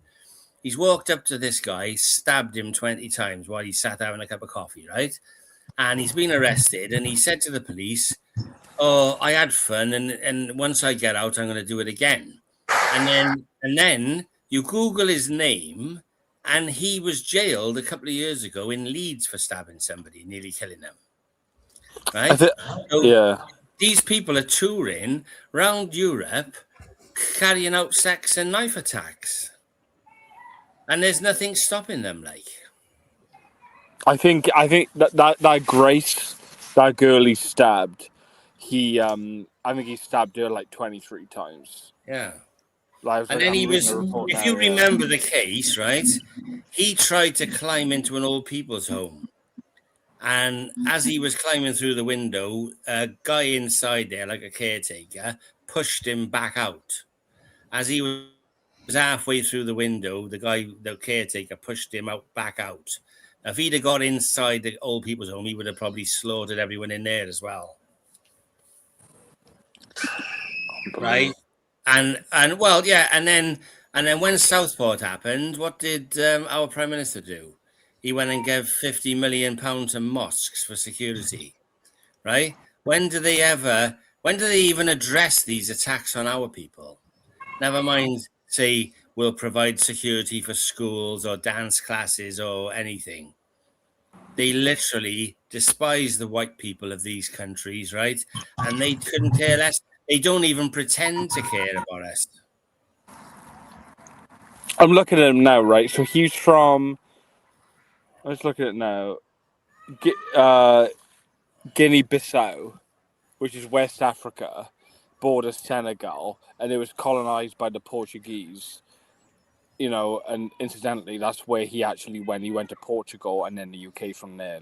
So it's all backdoor stuff, right? This is what we need to look at. We need to look at the countries we colonized and actually realize that people who want to glorify like the British Empire and stuff like this, like ultimately it was our undoing, because that turned into the Commonwealth, and these were all backdoors. We even got like a backdoor from like the Republic of Ireland now as well. See. You can live in if I'm not mistaken, you can live in the Republic of Ireland now 5 years, and then you can like get into like Britain through that. Like, do you know what I mean? So we still got a back door from the European Union now. You know, yeah. And we've got to look at all these back doors, all these countries now that because Africans can still get in legally. Yeah, well, you know, we need them deported, don't we? The thing is, right, is the other day they were saying, do you know what? I can't remember what I was going to say now. That's it. It was a guy in Ireland. They were asking him, how did you end up in Ireland? Right? Because he's from some real far away place, right? And I think it was called Montserrat or something like that, right? Where he's come from. It's a volcanic island. Yeah. And how did you end up in Ireland of all places? And he said, well, the EU asked me which country I wanted to go to, so I picked Ireland. And he goes, why'd you pick Ireland? And he goes, I don't know, it just looked nice. So the EU sat this guy down somewhere, right? God knows where, and asked him where he wanted to go. Where do you want to go? If he'd have said, Wales, he'd have been in Wales, right? He's just like, he's looking through some brochures, like. Do you know what I mean? It's a joke, isn't it? Like, like we said earlier, what would the Joker do? Like, he's just giving out travel brochures to pirates, like. And he's just like, I'll go to Ireland. That looks nice. As long as I can have a brand new house, like. Fucking unbelievable, man. Nah, ridiculous. Yeah, absolutely ridiculous, isn't it? Yeah. So another thing that's ridiculous. The other clip I wanted to share, sort of segueing into it, was we talk about like the anti-whiteness, especially in British society, Welsh society, and particularly in this instance. Another thing people might not be aware of. I can't remember if we discussed this last time or if I put it in one of our groups to just talk about it. Did we discuss the grant which you get if you're non-white in Wales? You can get a grant for 5,000 for ethnic minority teachers just because you're non-white. Yeah, we discuss that? No, we haven't talked about it, but you go on.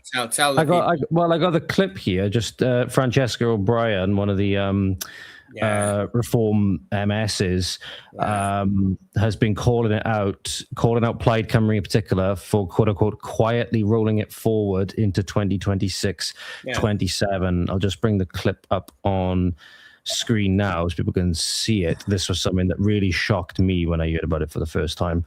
£5,000 grant that you can get if you're, again, we use ethnic minority in our countries because it might be ethnic minorities here, but on a global scale, obviously we are the ethnic minority on a global scale, but they can get $5,000 if the ethnic minority teachers £5,000 more than their white counterparts been continued by Plaid Cymru. So I'm sharing the screen, Joe. If it's on your end, you can bring it up and then we can... I got it, yeah. There we go. I'll play this now. Previous Labour government introduced a £5,000 grant available exclusively to student teachers on the basis of their ethnicity, not their subject specialism, not their ability, not their potential, solely their ethnicity. After 4 years, the Welsh Labour government's own data shows the scheme has done almost nothing. Meanwhile, a fifth of children leaving primary school in Wales are unable to read properly, and our PISA scores have hit record lows compared to the rest of the UK. Your manifesto promises better incentives for trainee teachers, and your new government has already quietly rolled out this grant forward into 2026-2027. First Minister, will this government continue paying public money to recruit teachers on the basis of race rather than merit? Or will you finally commit to a teacher recruitment system that judges every candidate by the same standard as the people of Wales deserves? The manifesto on which I stood promised to put steps in place to incentivise the recruitment of teachers. That's exactly what we have done. We also need to make sure that our teaching workforce reflects the population of Wales, where I think on this particular issue, 2% of the existing teaching workforce identify as being from an ethnic minority, compared with 12% of learners. So there we are. Again, I hate that, man. Every time he replaces an ethnic Welshman with a migrant, he gets a new facial wart. That Francesca is, she's pretty epic. She's been going into him from day one there, right? I think she got in as a Tory, and then she swapped over to Reform, like, you know, and I wish she'd swap over to Restore, like, you know, but she's been giving them some shit, like. But the fact of the matter is, right, is if you wanted to train as a teacher and you're black, you can have $5,000, right? But if you're white, you can't. That is blatant, out and out racism against our people. And it's our country, right? And Plaid Cymru, instead of scrapping that, have carried it forward, and they're trying to excuse it by saying, well, there's not enough black teachers. You know, basically, you know. So, you know, that is like, it's racism by any other name in it, right? Because this bullshit they talk about equity, like equity, I didn't know what it meant. They keep talking about equity all the time. It's not equality. It's basically putting right the wrongs of the past. So it's nothing to do with equality. It's basically it's a forced outcome, isn't it? They have a predetermined outcome they want. It's saying fuck white people. We'll give everything to black people, and we can justify it because it's equity, right? No, everything has to be perfectly proportionate. So you can't have more of one proportion of one person than another. Everything has to be, you know, exactly equally proportioned. Yeah, you can't have any discrepancy whatsoever. We need to scrap all these equality laws, and really the indigenous people should be put first for everything. And I don't think that's an extreme position. It's literally the position of pretty much every other nation on the planet, isn't it? Or at least aside from Western nations that have been indoctrinated into this kind of self-mutilation, right? It should be, yeah. It should. You know, I think it isn't not to say that we should model everything off this country I'm going to mention now, but something popped up on my Instagram. I think it was a little while ago. Thailand being an example where if you're not a native, if you're an immigrant to there, you can't really own like more than 49% of a business. No, I think Goddard talked about this, didn't he? Like, go on. Like, I'm not exactly sure on the exact breakout of the stats and everything like that. It was just a thing that came up on there. Like, they tailor everything to their people first. You know, like I said, a great example where you can't own as a foreigner the majority stake in a business. You know, that's one thing where they're saying they're always putting their people first. There's many other examples which are on that just short Instagram reel that slipped my mind at the moment. But it's the norm everywhere, you know. Essentially, like you would put your family first, pretty much, in everything. You know, if it comes down to if you choose between a family member and a stranger in this awful scenario in which you can't save both from this incoming catastrophe, you're going to save your family member, rightly so, and understandably so. It's just that we've been that mindset has been beaten out of us to applying it at a societal level and a national level, and that's just paved the way for pretty much complete ethnic takeover because we stopped looking out for ourselves as a wider community. Have you? I've sent you on Telegram the White Eagle movement. Joe, do you know them? The Madiad Irwen. Yeah. They're like. What do you think of them? Because I sent over the 10 principles. Yeah. I don't know if you want to pull it up. You want.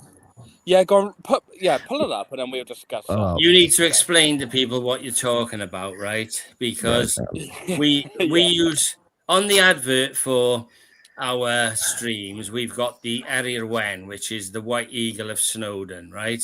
Which was it was a socialist called Harry Webb, I think, who invented it years ago, and it was used by the Free Wales Army, right?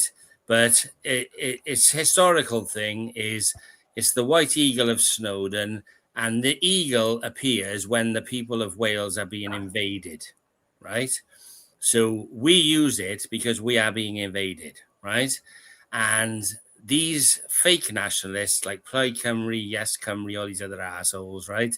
They use the Erir Wen, and they think that it belongs to them and it's a socialist lefty thing, right? But it's not, because the actual historical meaning of it is the eagle appears to warn the people of Wales when they're being invaded, right? Like, are we not being invaded at the moment, right? So these twats here, called the Erir Wen movement, they go around crossing off the English on road signs, complaining about English people moving to Wales, but they don't want the English moving to Wales because apparently that kills our culture. But hordes of Somalians, Arabs, and Albanians doesn't. That doesn't affect the Welsh culture, right? These people are deranged. But I've seen photographs of these people, and they are student types. They're absolute muppets, and some of them opposed us when we did a demo in Llantwit Major. They're just muppets. Like, do you want me to share the screen? Do you? Yeah, go on. So the the legend of the Eagle of Snowdon, right, is in the Mabinogion, right, which is that's where the Eirwen. Say, what'd you call me? Of Snowdon. But you call me? In Welsh mythology, right, the eagles, the mountains of Snowdonia, the white eagles, they're like this mythical guardian, and they're meant to watch over Wales, right? So it's a symbol of like freedom, protection of the Welsh nation, right? But the thing, my issue, and I'm sure like obviously you guys agree, is that the left-wing socialists, they like to steal this essence from us and make out that we're a land, we're a place on a map. Wales is for everyone, but it's Cymru, and whatever. It's Wales, the landmass, not the Welsh people, and this is where they make it fake and gay. Yeah, so read the 10 principles and we'll discuss it. Right, do you want me to read it, is it? I can't see it. It's too small. So read it out. Right, so number one, it says Wales this is a White Eagle movement. This is a Welsh socialist, Republican. They claim nationalist. It's not a very big movement, though. It is literally a little gang of twats. Yeah, they're like 4 years old, and they're a small movement, but they're the current, go on, read the principles. Right. So, do you want me to give a break in between each one just to give a bit of discussion, or just bang? We'll bang them out if you want. We'll just bang them out. Okay. Bang them out. Don't threaten me with a good time. Anyway, Wales is a nation defined by its geographical boundaries, people, i.e. Cymru, culture, and language. Right. I agree with that. Yeah. Yeah. Totally. Wales is an ancient Celtic nation with the right to self-determination and independence from the United Kingdom. Half and half. I wouldn't Depends want on if it would suit us, right? I wouldn't want independence if we were going to be run by these commies. No, well, that's the Yes. thing. I'm fine with independence if the independent government has my politics. That's where I break away. Right? If they were real nationalists. Yeah. Yeah. If they, go on. And they won't be. Cymraeg is the native language of the Welsh and must be protected and promoted with the aim of restoring it as the majority language. Fine with that. Yep, no problem. Power should be devolved to local communities and systems of direct and participatory democracy should be established. Fine with that. Holiday lets and second homes belonging to either Welsh or outsider should be rendered economically untenable. Yes, because we got whole villages in West Wales where they're ghost towns because the majority of the properties are owned as second homes or Airbnb rentals, and that shouldn't be allowed, regardless of who owns them. But I'll tell you something now, right? Because in my lifetime, I've worked on a lot of holiday lets and that, and these idiots here think that most of it's owned by English people. But I can tell you now that a lot of them are owned by Indians, right? But it doesn't matter who owns them. People shouldn't be allowed to have holiday lets and Airbnbs in towns where the local people can't afford a house, right? So that's fair enough, right? But these people's anger is only pointed at the English. Yep. Wales is not subject to House of Windsor or the illegitimate Prince of Wales and should strive to abolish the institution of monarchy. Do we like Charles III? No, but if we were real nationalists, we would agree with the majority of this, wouldn't we? Yeah. These people are not real nationalists. Right? They are quite happy. Apart from all this bullshit that they're spouting here about the indigenous Welsh people and all that, they are happy with the nation of sanctuary and with flooding us with foreigners. Right? Their only beef is with English people. Like when it says here about striving to abolish the institution of monarchy, the way it's been sort of on a national scale in the UK, it has been very, very good. At all. Let's be honest about that. But then you also could take into account we call, for example, Owain Glyndŵr the last Prince of Wales, and that is Prince is part of a monarchical system, isn't it? Without the monarchical system, you don't have the role of prince. So I suppose they kind of remove that standing for him then historically as well, would you not? If you were to abolish the entire system. Well, really, that's just getting into tying yourself up in knots about things, right? At the end of the day, who gives a shit about King Charles? You know what I mean? But the main thing here is we're scrutinizing these idiots, right? Because they claim to be nationalists and they're really not, if you read between the lines here, all they want to do is kick the English out of Wales while flooding it with foreigners.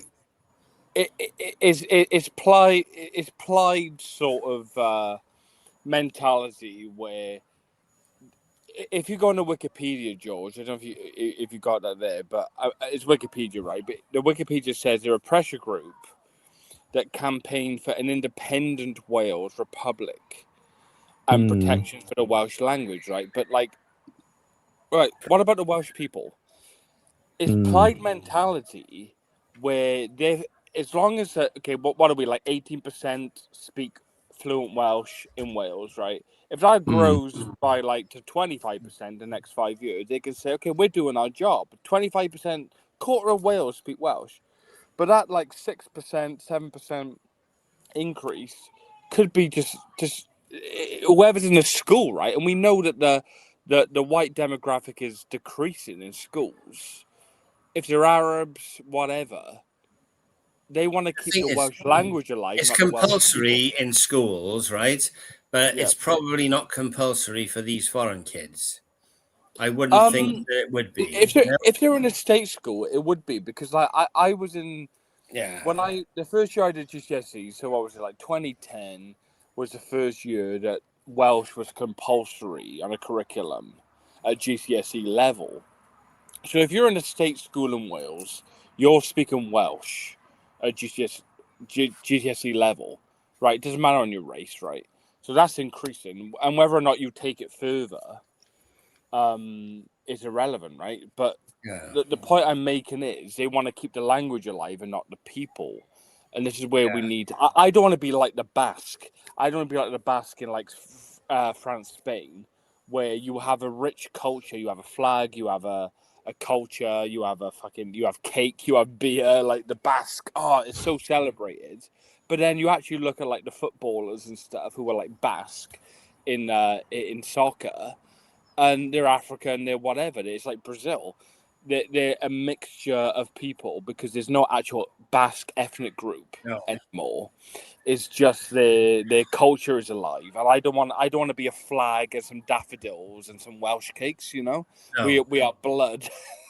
A nation is its people, right? Without the people, there is no nation. Yeah, what's it's a as nation simple as that. people? Yeah, exactly. Yeah, You're gonna have a load of Somalis here that speak Welsh. You know? Oh, great! Yeah. And then it's not going to be Wales anymore, is it?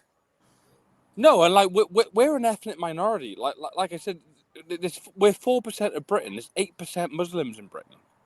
Yeah, I know. Like whatever they are, right? They're a mixture of like Arab and like South Asian, whatever.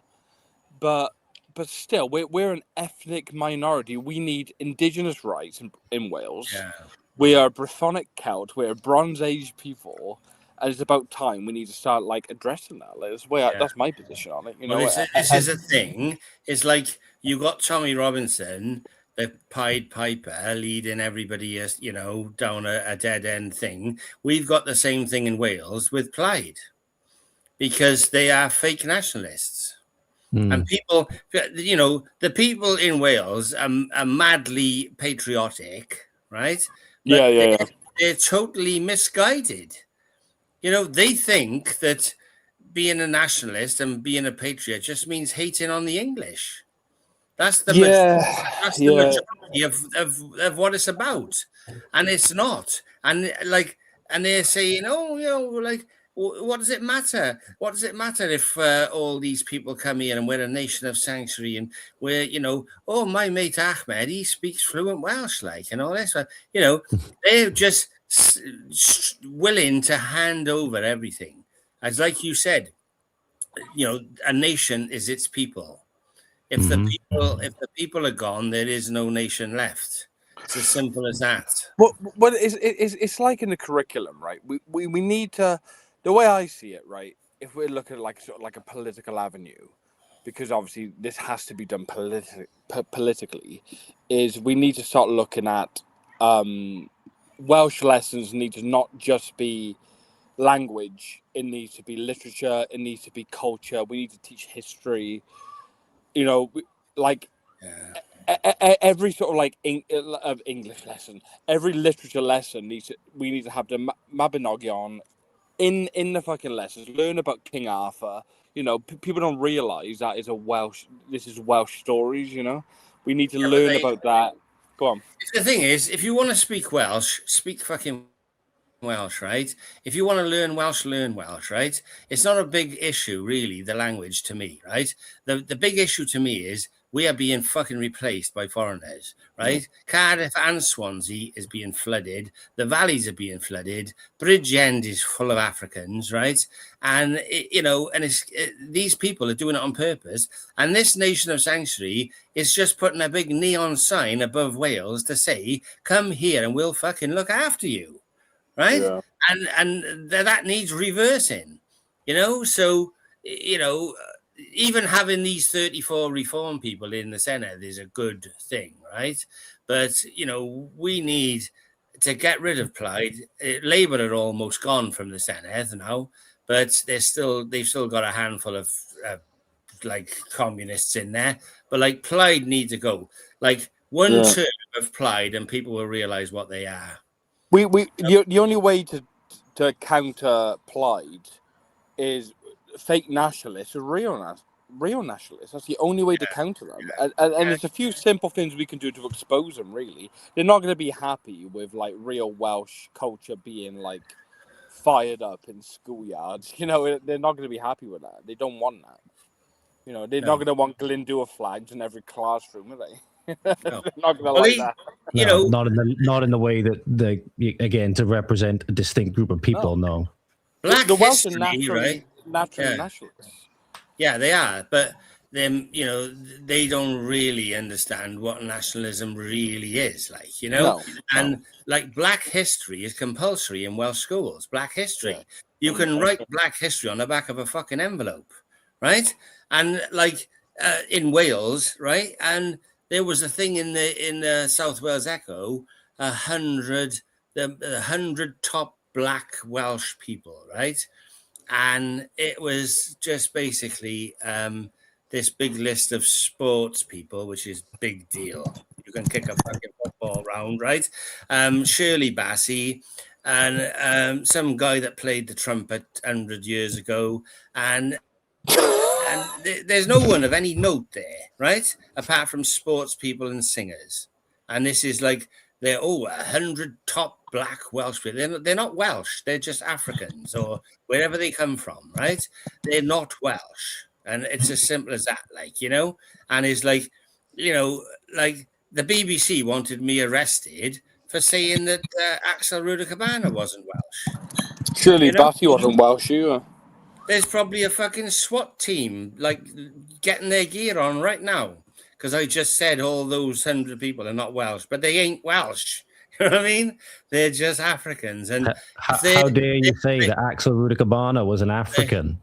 Well, their big contribution to Welsh life was kicking a football round. Well, we couldn't have survived without that, could we? Nah. Shirley Bassey wasn't Welsh. She was born in Cardiff, Tiger Bay. She had an English mother and a Nigerian father. She hasn't got one drop of Welsh. There's nothing Welsh about her anyway. She won't even have. She might have the accent. Right? She can sing, but that's about it. Their argument just falls flat on its face every fucking time. But like, they're saying, you know, Black history is compulsory in Welsh schools. There is no Welsh history that is Black history, apart from the coal miners with their black face. Yeah, that's the only black face I'll accept in this country. Well, exactly. You know, and it's like, and if you look in the history books, it says, you know, the South Wales Valleys was built by migrants, right?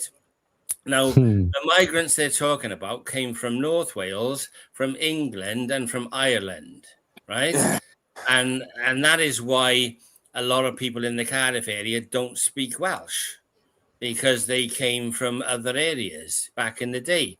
And, you know, but because it says migrants, or are we supposed to believe that it was a load of Indians and friggin' Africans, like, that came to build the Welsh valleys? It was not.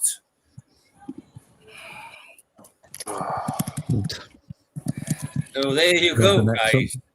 So, are we finishing off the principles, or have we finished them off? Have I completely? No, just like, you know, the point is, I'll tell you what these twats do, right? They turned up at Llantwit Major, where they were building a camp to house the boat people, right? We, as PA, right, did a demo. We only got 30 people there. We got outnumbered by about 400 leftards, although they weren't from Llantwit. They were from Cardiff and Swansea, right? Absolute freaks. And this area of Wen movement were there. There's about 10, 15 of them. They're absolute muppets. Some of them were transsexuals, right? And they're just, and their day-to-day activity is crossing off the English on road signs, writing coffee uchdrawerin on things, right? Because that was when the English, the government flooded a valley up in North Wales to provide a reservoir for North Wales, and they still want people to hate the English over it, even though it was the government that did it, right? And that's the height of their activism and their patriotism. They just, and I saw a photograph of them. A lot of them come from Aberystwyth. They're absolute muppets.